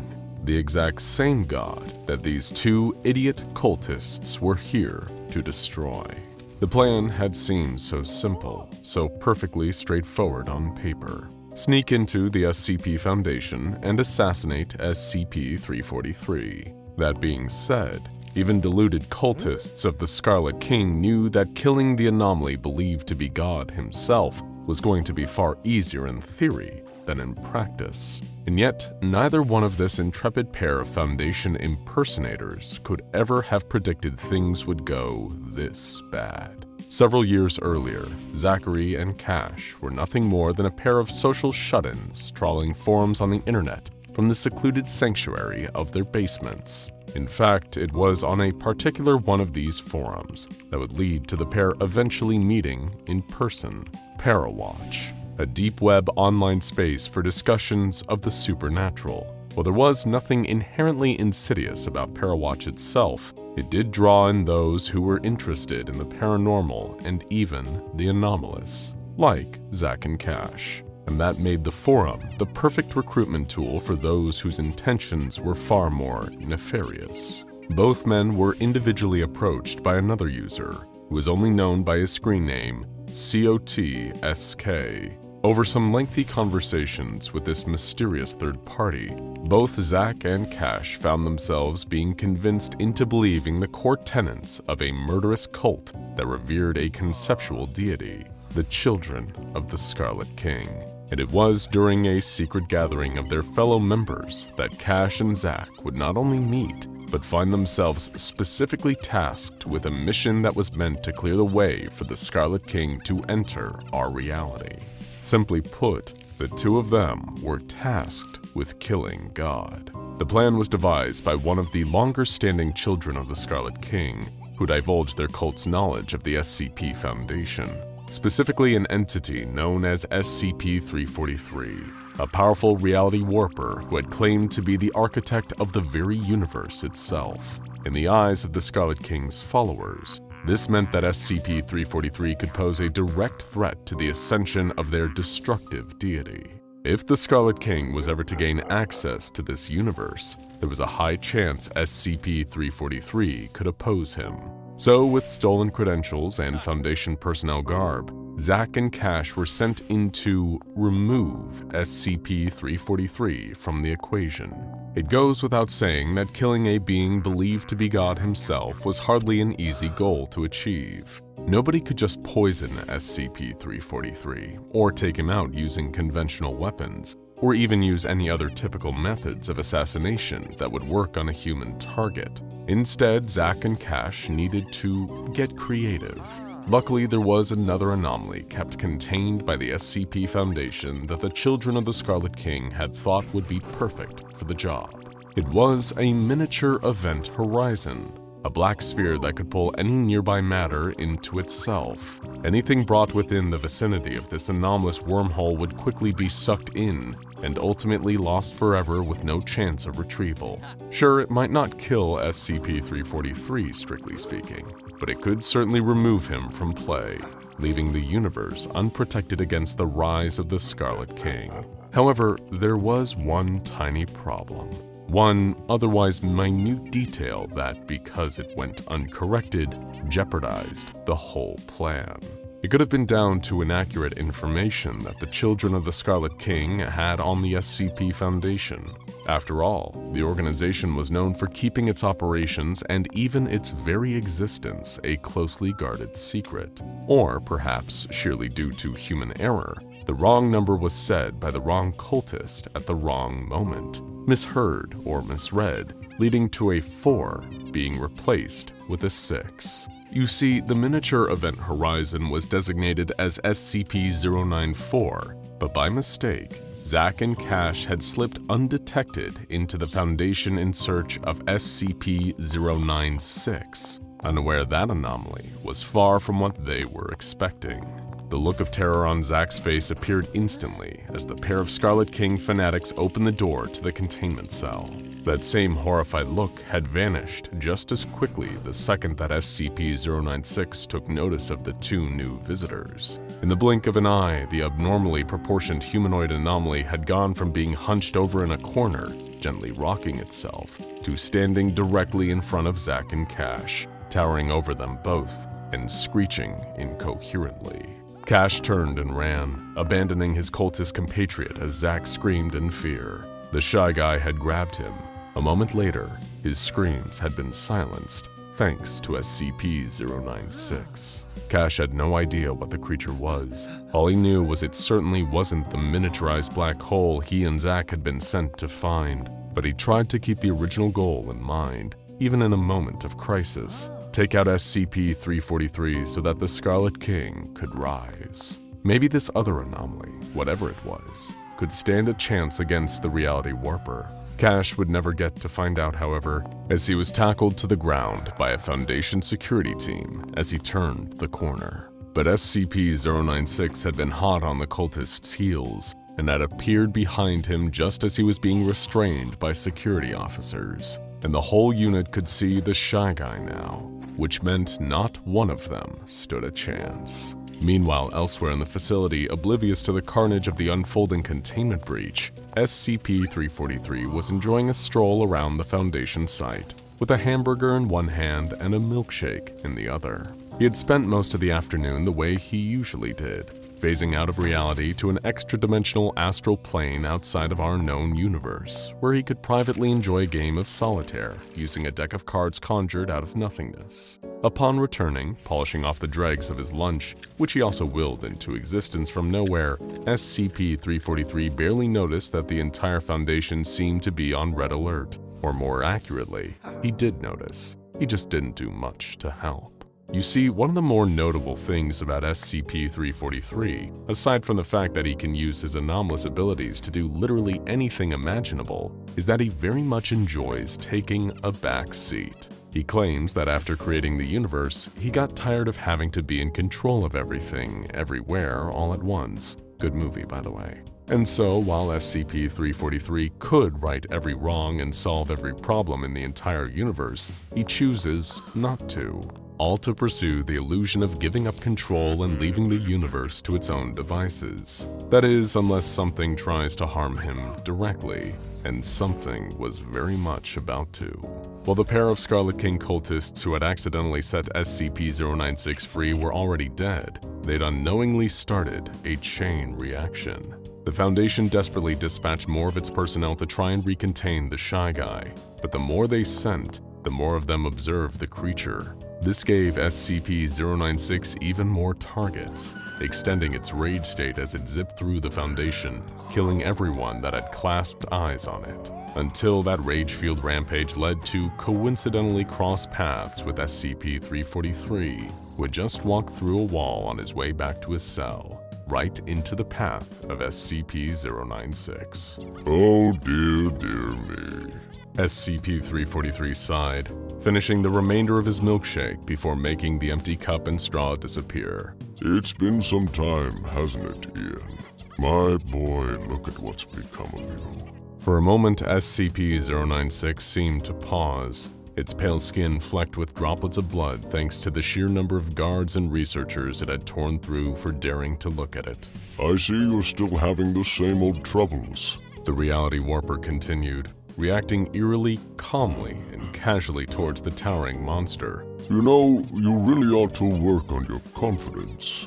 That did it. The sentence touched a nerve within the Shy Guy, giving it a pang of sadness that erupted quickly into an unbridled rage. It did not matter that SCP-343 was a powerful anomaly with the ability to do almost anything. He had still looked at SCP-096. In fact, he was looking directly at it, and that meant he had to go. His fate was sealed as the creature began wailing and charging straight for SCP-343. With a casual wave of his hand, God swiped the creature aside, sending SCP-096 flying. Thrown telekinetically, much to its surprise, the creature found itself phasing through walls as it sailed between corridors and other containment chambers, in and out, until it sailed through the solid steel walls of its own cell, landing right back in the corner that it had started in. But rather than return to crying in a fetal position as it normally did, SCP-096 got right back up and raced back through the halls of the facility, homing in on SCP-343. Being sent back to its room was enough to keep the Shy Guy's rage state active, and it hadn't changed the fact that God had still looked at it, so he had to kill him. Traveling at anomalous speeds, SCP-096 blinked into existence right behind SCP-343 as he sat down and relaxed in his favorite chair. The horrific humanoid shrieked loudly. Although SCP-343 didn't turn around to look at it, he already knew it was there. He had sensed it even before it left its cell. With yet another lazy swish of his hand, SCP-343 sent the Shy Guy away. This time, SCP-096 realized its long legs seemed to be moving independently, walking backwards along the exact same steps it had taken to get into SCP-343's containment chamber. It continued going backwards, and despite its frustrated attempts to rush back towards the reality-warping old man, it couldn't. Little did the Shy Guy realize it wasn't the only one. SCP-343's command over the fundamental laws of the universe was so great that he had altered time itself. Everything was now running in reverse, albeit for a few short moments. Birds in the sky were flying backwards, waterfalls were flowing upwards, the Earth was spinning in the opposite direction on its axis. Everything in existence was like an old VCR tape being rewound, until SCP-096 found itself once again back in its cell. Now the Shy Guy was mad, really mad. The moment SCP-343 allowed time to return to its normal forward chronological flow, SCP-096 once again raced out of its containment chamber, hunting down the latest person to have seen its wide-jawed face. Usually, nothing could stop SCP-096 from catching up to its target, often killing them without fail. But the fact that SCP-343 could so easily rework the rules of the universe to send it back to its room made the self-conscious creature all the more agitated, and it was only going to get worse and worse. SCP-096 kept trying, infamously relentless, but every time SCP-343 presented some new, unpredictable way of stopping the Shy Guy from getting to him. On one attempt, he caused the creature's atoms to rearrange themselves into long strands the closer it got, effectively turning into Shy Guy's spaghetti. During another, SCP-343 actually reworked the way that sight works across the entire universe, making it so that on a conceptual level, he'd technically never looked at SCP-096, according to this newly redefined way of seeing things. Every time SCP-343 set the Shy Guy back, but never deterred him. He kept coming back, that is, until, bored by the constant back and forth between them, SCP-343 waited for SCP-096 to arrive next to him once again. At that moment, he snapped his fingers, and the creature stopped in its tracks. A story filled its mind, the story of a once normal kid. This young child had been bullied and ostracized by other children, made fun of for his appearance. They became depressed, self-loathing, keeping away from everyone out of fear that they'd be taunted. The child started to hide their face, desperate that nobody look at them and laugh. Listen. SCP-343 told SCP-096 there was nothing around them. The universe had seemingly faded away as the pair stood in a pocket of space outside of reality. Just listen closely. Silence. Not a whisper, not even the creature's own breathing could be heard. No one is laughing at you anymore, my son. SCP-343 whispered. It is okay. You can stop now. There is nobody left who can hurt you. With that, SCP-096's very reason for being had ceased. The Shy Guy didn't exist anymore. It didn't need to. Restoring the universe to its previous state with another click of his fingers, SCP-343 was free to sit back in his chair and relax. There, he could continue pretending he wasn't in control. The SCP Foundation's existence might be a frightening thing to some, but if you ask us, it's comforting.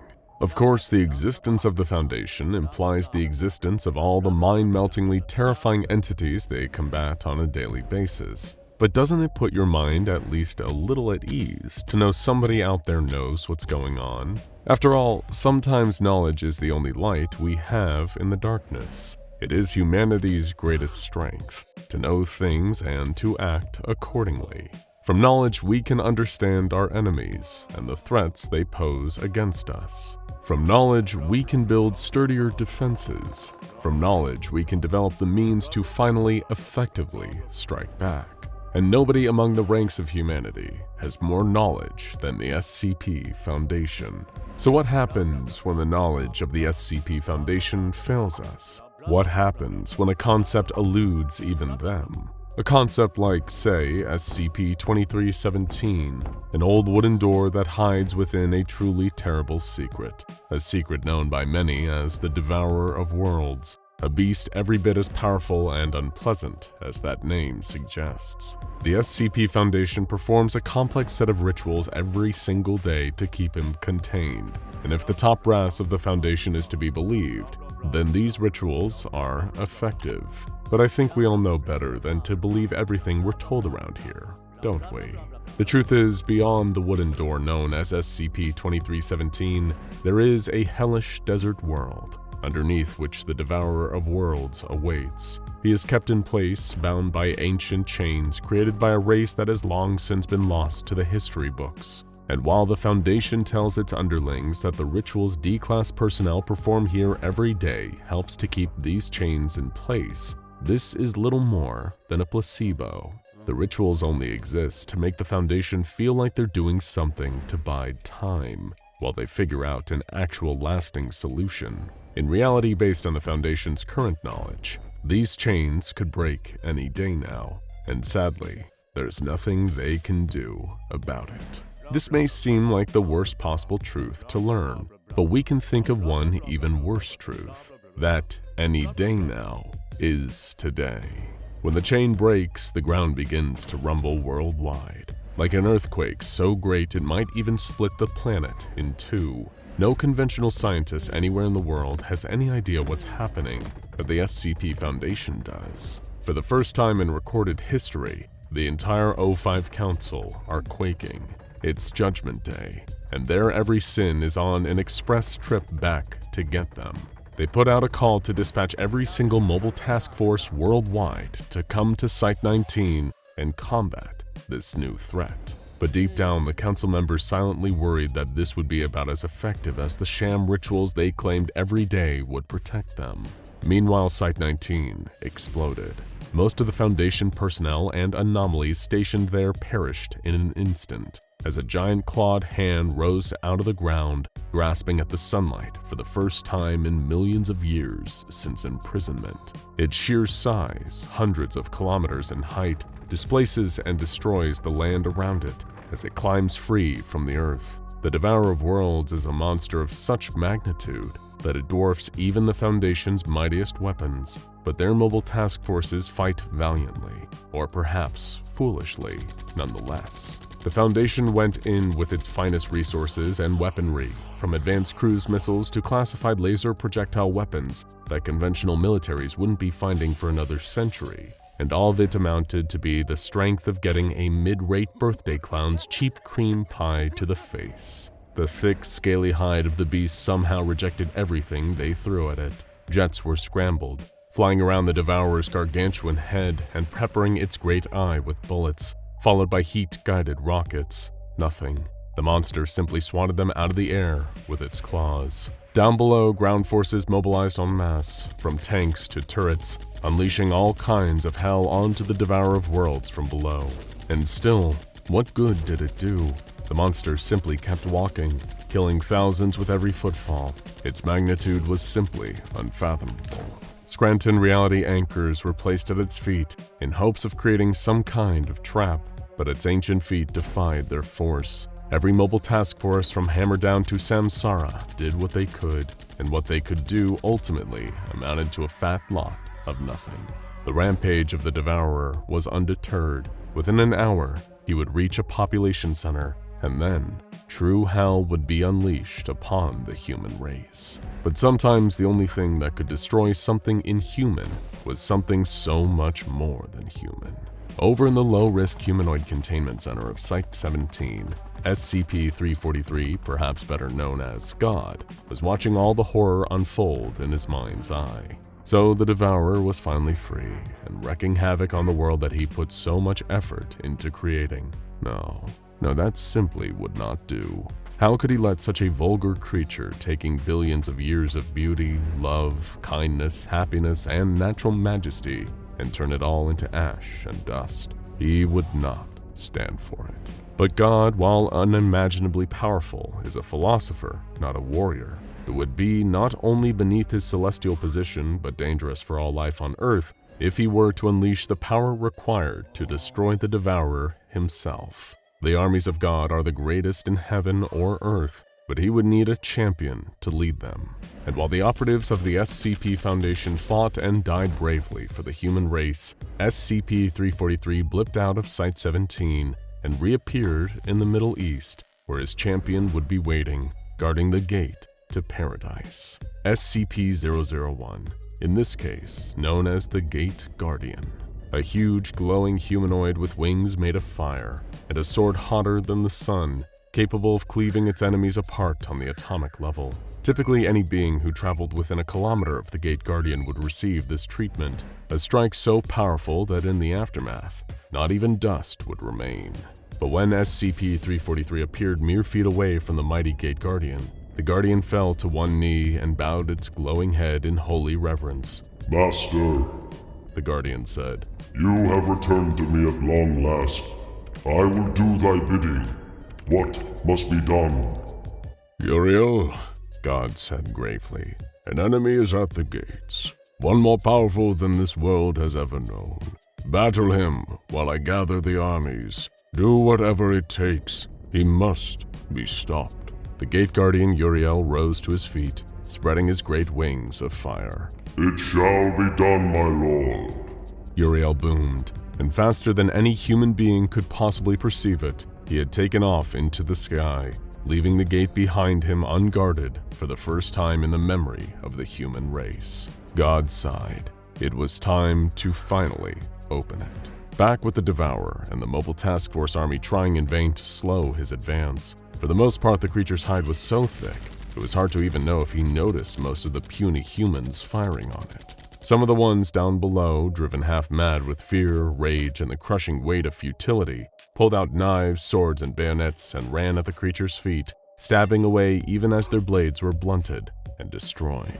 Of course, the Devourer of Worlds paid no mind to them. It had something else in its sights. A human city, a mere handful of steps away. Yes, so teeming with life, such delicious morsels. The Devourer would live up to his terrifying namesake and feast on them all.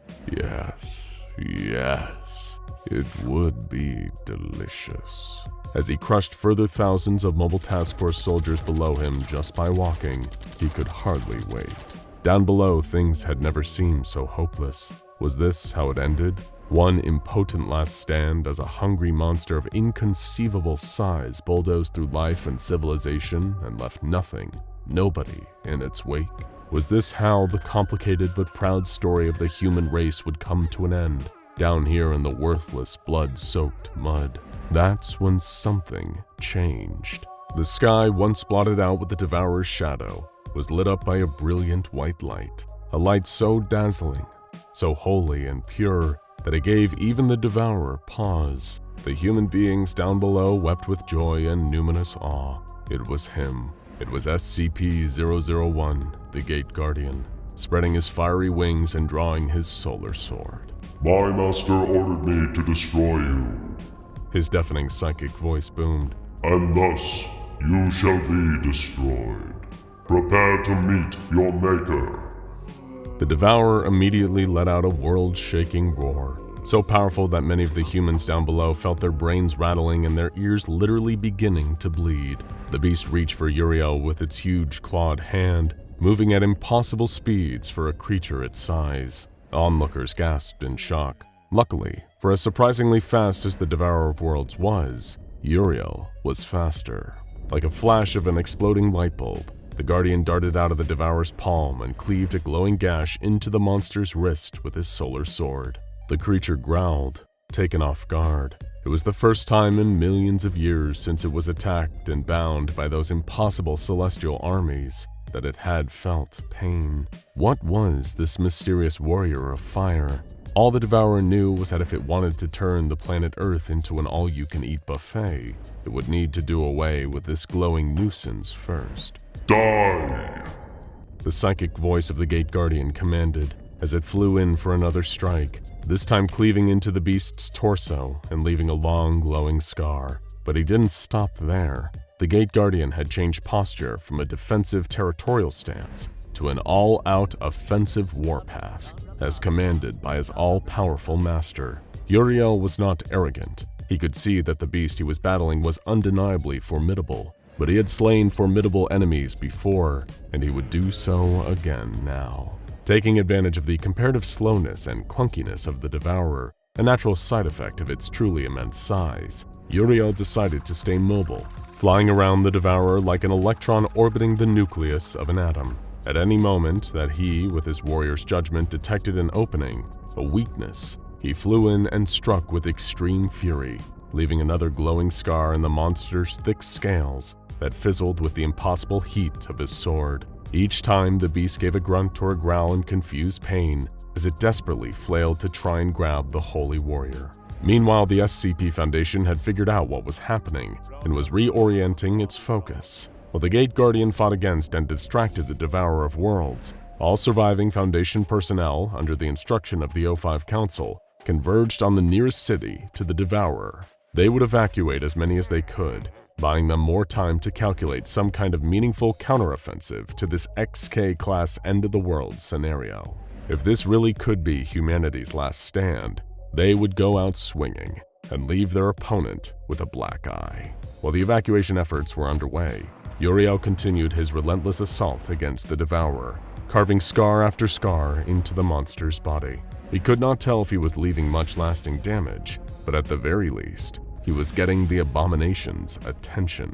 After striking its body countless times though, Uriel finally felt bold enough to go against the creature's obvious weak point, its huge, staring, cycloptic eye. Perhaps with a decisive strike, he could blind the beast. Faster than the speed of sound, Uriel orbited the beast's body and reoriented himself in front of its eye. He could feel the nanoseconds passing as he charged, raising his sword. Now would be the time to end this. But wait, what's that?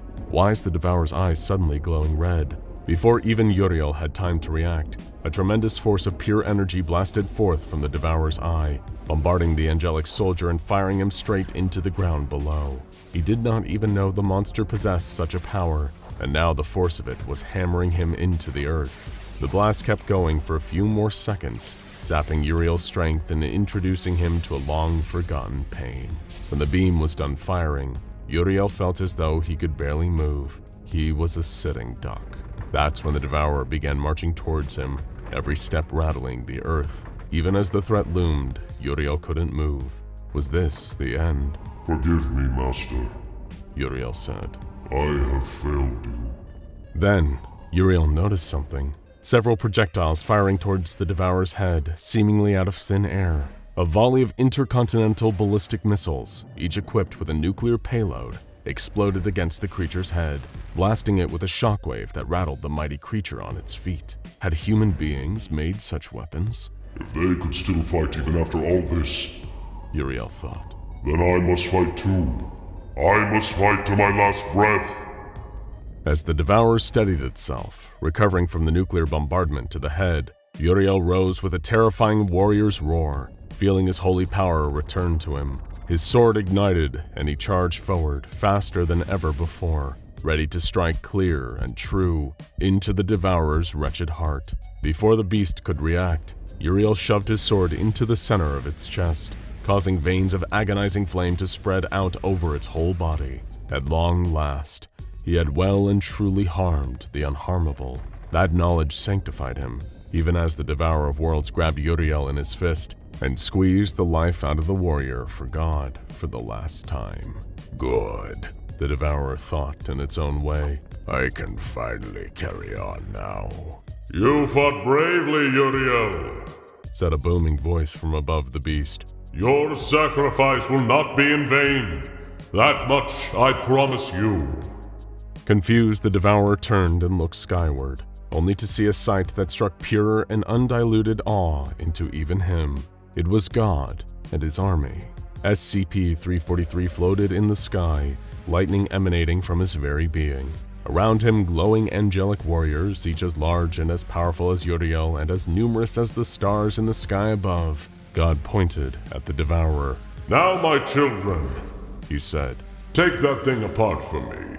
Agent Hogan hadn't seen what had grabbed the commander, The sounds of blood-curdling screams had made his eyes instinctively snap shut. Hogan kept both eyes tightly closed, nothing but darkness blotting out his vision even as the desperate, gravelly-voiced yells of the commander filled his ears. Then, suddenly, there was a scream, one that was abruptly cut off. With a heavy thud, something dropped to the ground, close enough to Agent Hogan's feet that he could feel the vibrations of it hitting the floor through his boots. It was the commander, completely still and silent. Even though he'd been trained to look danger in the eye, Agent Hogan still didn't open his eyes, not even for a split second. This was the first time that anything like this had ever happened, and in the panic and confusion, his natural survival instincts had overridden the SCP Foundation's various rules and protocols in his head. And right now,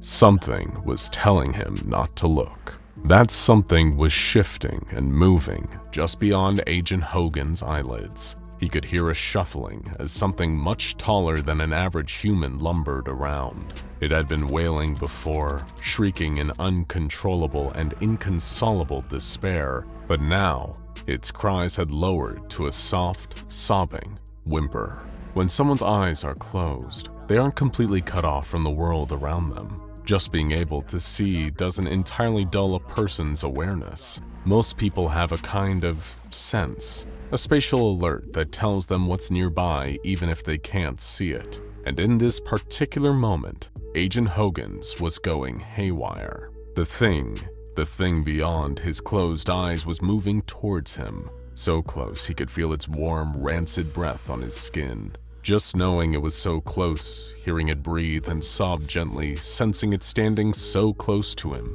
it made the agent's already pounding heart rate start to climb. He could feel beads of sweat crawling down the side of his face as the creature leaned in closer. It almost felt like it was trying to goad him into opening his eyes. "Go on, just take a peek," came a nagging, gnawing voice at the back of Hogan's mind. He couldn't help it. It was a natural human response to be curious. But as intriguing of a sight as it might have been, the creature was far more terrifying. Hogan had no idea what horror he'd be faced with if he even opened his eyes for a second. Little did he know, forcing himself not to look, whether out of fear or pure survival instinct, had saved the agent's life. He could sense the creature turn and start to slink off, getting further away again as it lumbered around a corner on its elongated legs. Still, Agent Hogan waited a little longer before opening up his eyes again, just to be safe. It had all started around a month earlier, when the SCP Foundation had discovered a potential anomaly was being housed by a group known as the Department of Abnormalities. You see, back then, the SCP Foundation wasn't quite the sprawling, ginormous anomaly containment organization some might be familiar with. It was far from being in its infancy at this point in time either, but the Foundation was only just beginning to expand its collection of dangerous and unusual anomalies. They had received word of an anomaly that was being held in a facility in Stuttgart, Germany, where Department of Abnormalities personnel had gone to great lengths to secure it. However, despite all the measures they put in place, this creature was able to escape and didn't leave a single survivor in its wake after breaking free. And so, being unfamiliar with this kind of situation, the SCP Foundation had to decide what the best course of action would be. The Foundation dispatched a retrieval team, codenamed Zulu 9A, to the facility that the creature had broken free from. From the location in Stuttgart, Zulu 9A was able to track the anomaly's movements to an undisclosed mountainous region. It was believed that this area was either the creature's natural habitat, where it had initially been captured, or that the mountain at least closely resembled the place that the anomaly would recognize as home. Flying aboard a chopper, the Zulu 9A team assumed they could simply approach the creature and calmly coerce it long enough for them to capture and escort it back to base. It turned out they were very, very wrong. As their chopper landed nearby and the retrieval team closed in on the creature, the captain of Zulu 9A turned to talk to a Foundation doctor that had accompanied the unit. That one serendipitous action might have saved his life,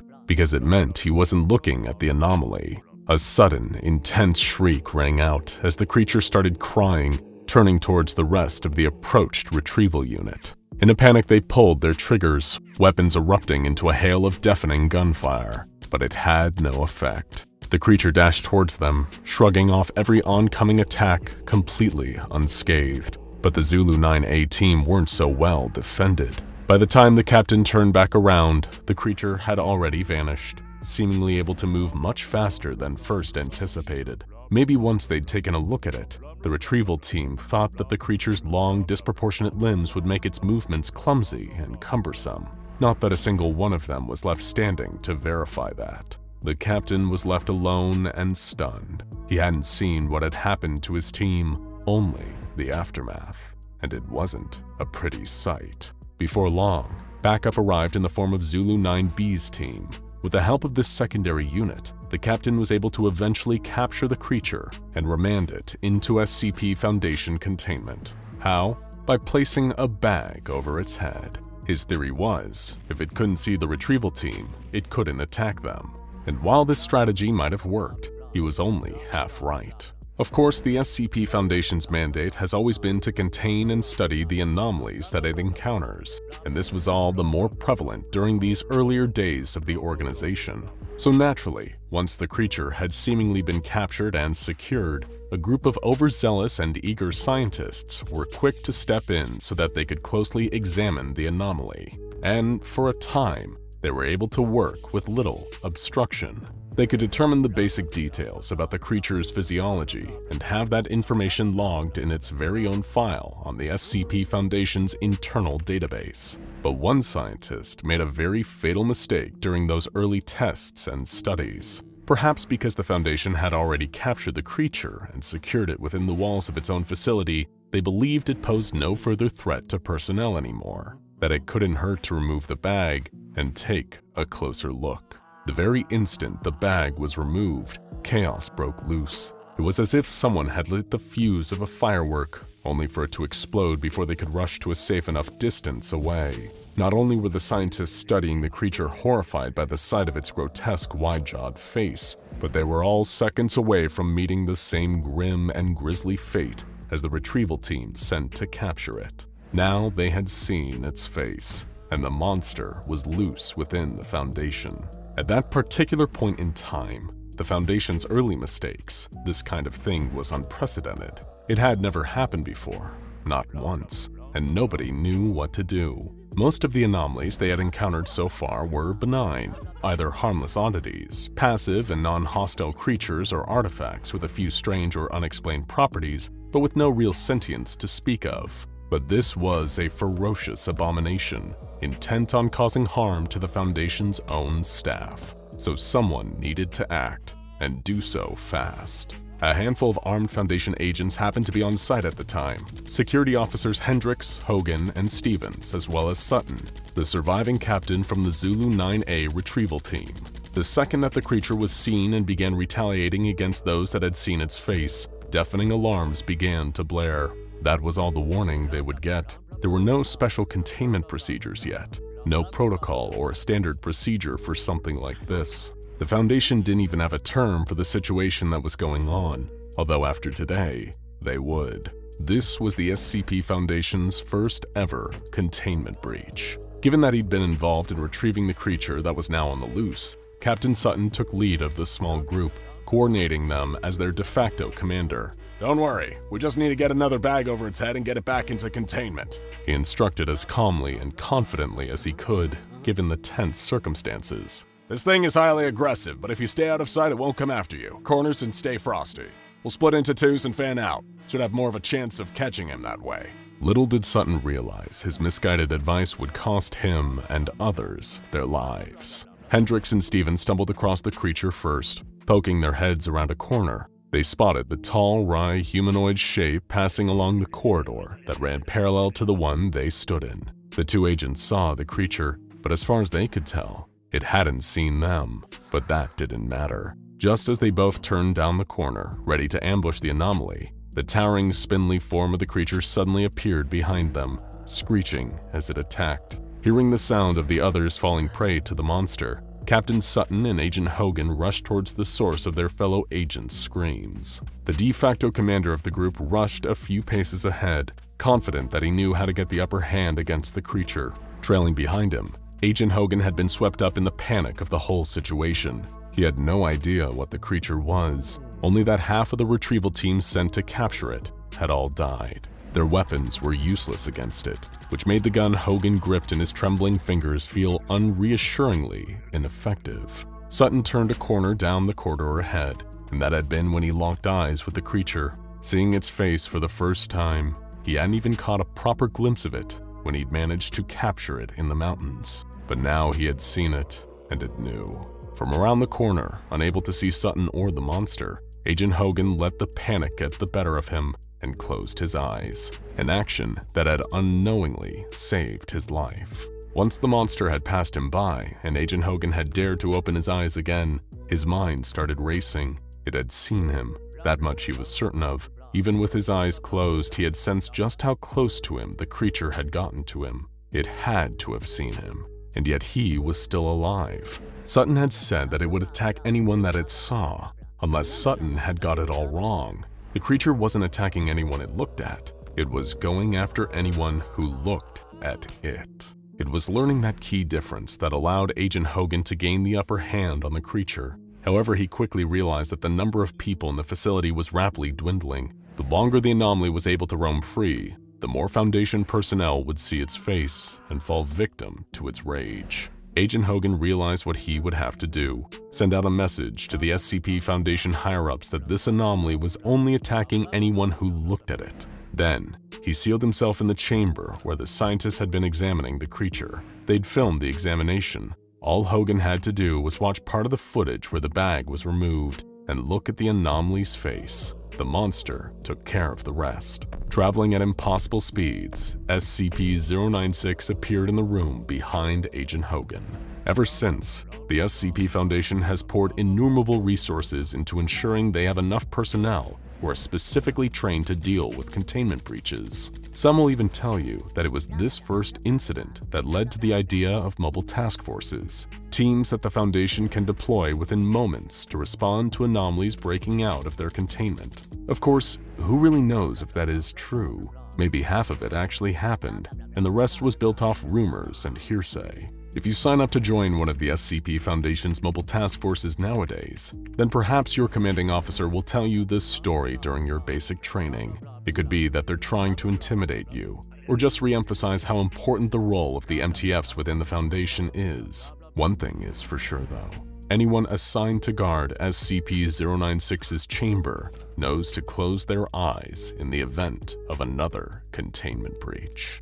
It is certainly not unheard of for a young girl to wake up in the middle of the night, looking for a glass of water. It is somewhat more exceptional when this late-night water run results in many deaths. Unless, of course, you're dealing with a very special young girl.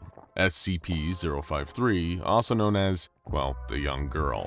She possesses the innate ability to inspire delusions, paranoia, and eventually homicidal rage in anyone who spends too long around her, which, as you can probably imagine, makes it hard to live a normal life. One night, the young girl woke up to something incredibly strange. The door of her cell, typically tightly sealed, was wide open, and a strange flashing red light was shining in through the hallway.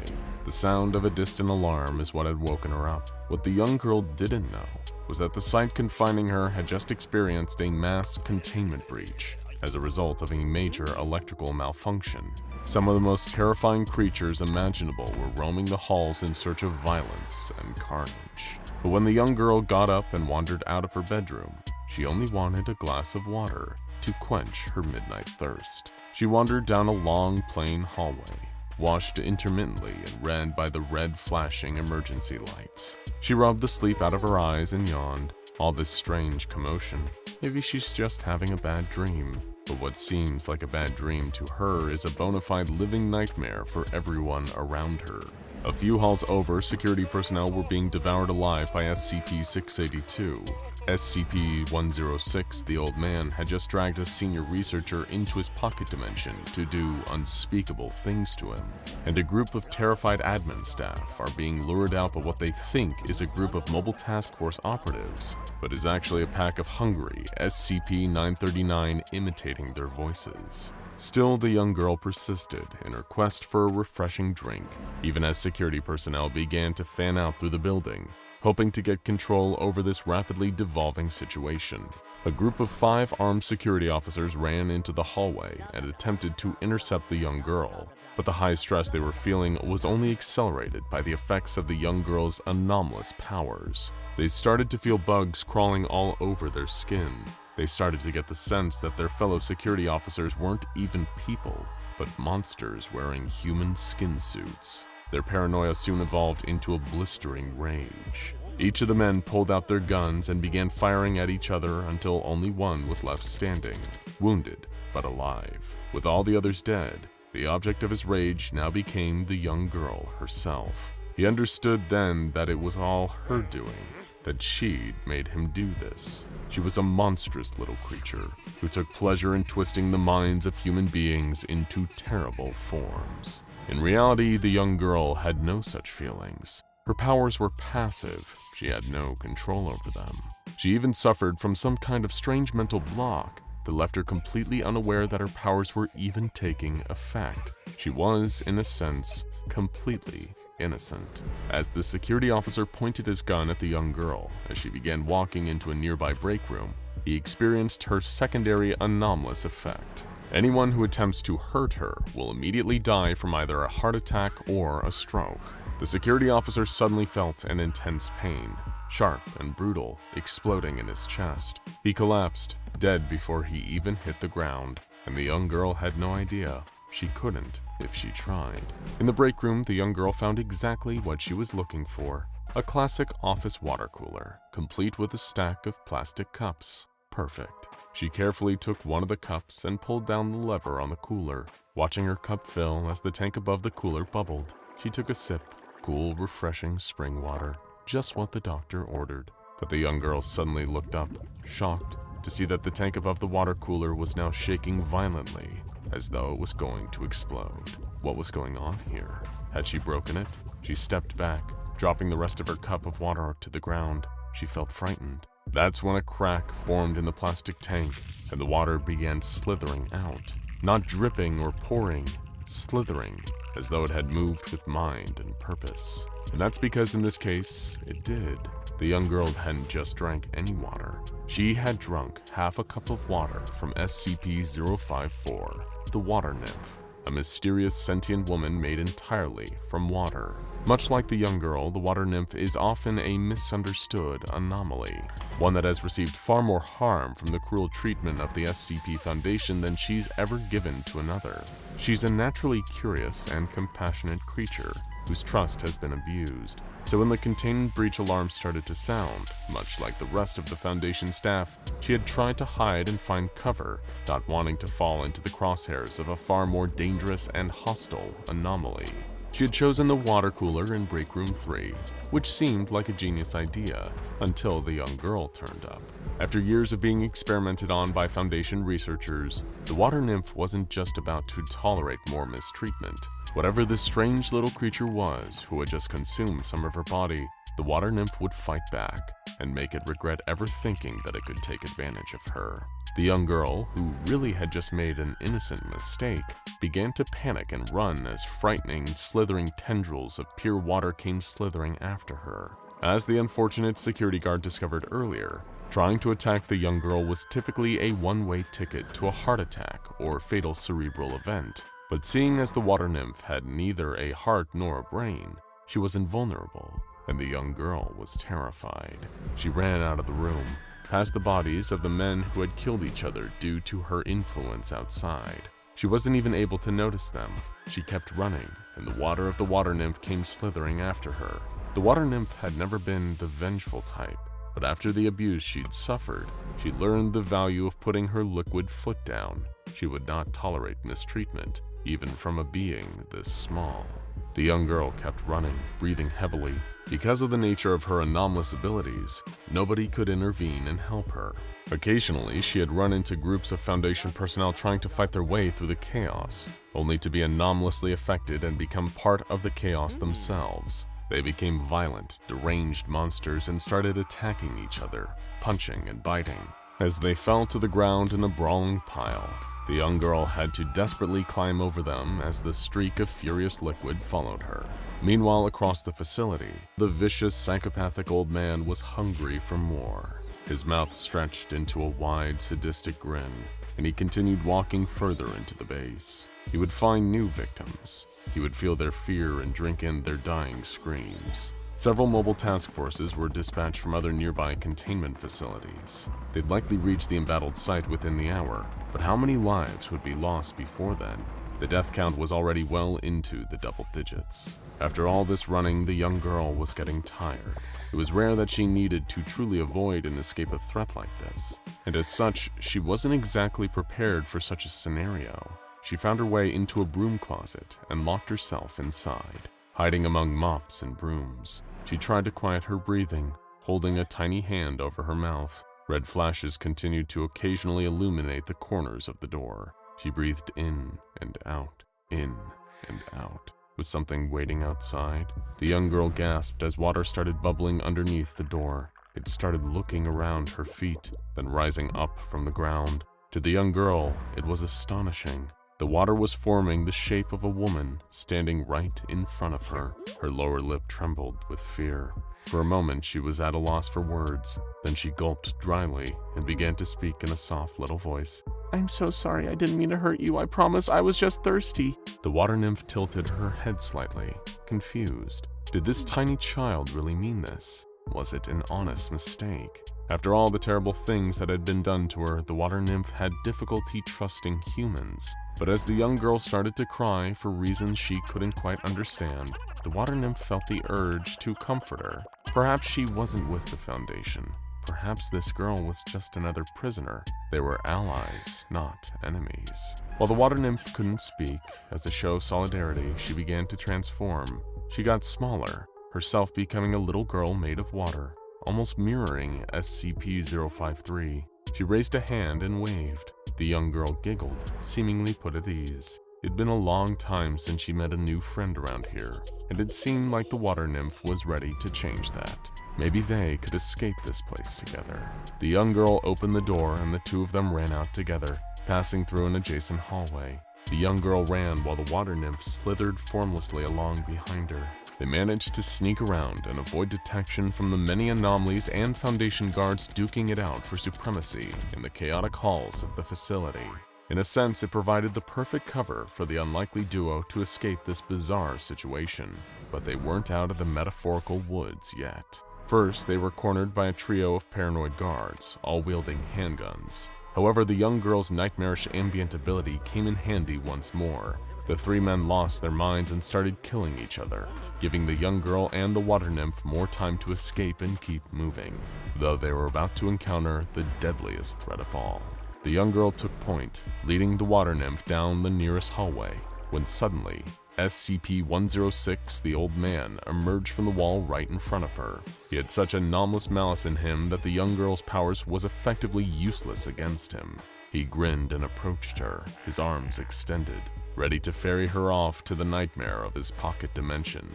The young girl had never felt so afraid, until suddenly, the water nymph slithered in between them, and she assumed her full humanoid form once more, forming a wall between the young girl and the old man.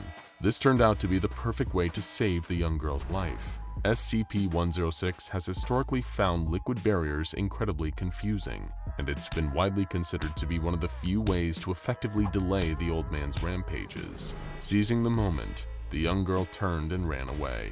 The water nymph had just saved her life. Sadly for them, neither the water nymph nor the young girl escaped that day. The mobile task forces arrived and took control of the facility again, recontaining the various anomalies who had escaped. But even if they never saw each other again, the water nymph and the young girl would forever remember how they helped each other on that incredibly strange day. Now go check out SCP-053 Young Girl and SCP-054 Water Nymph for more of today's anomalies.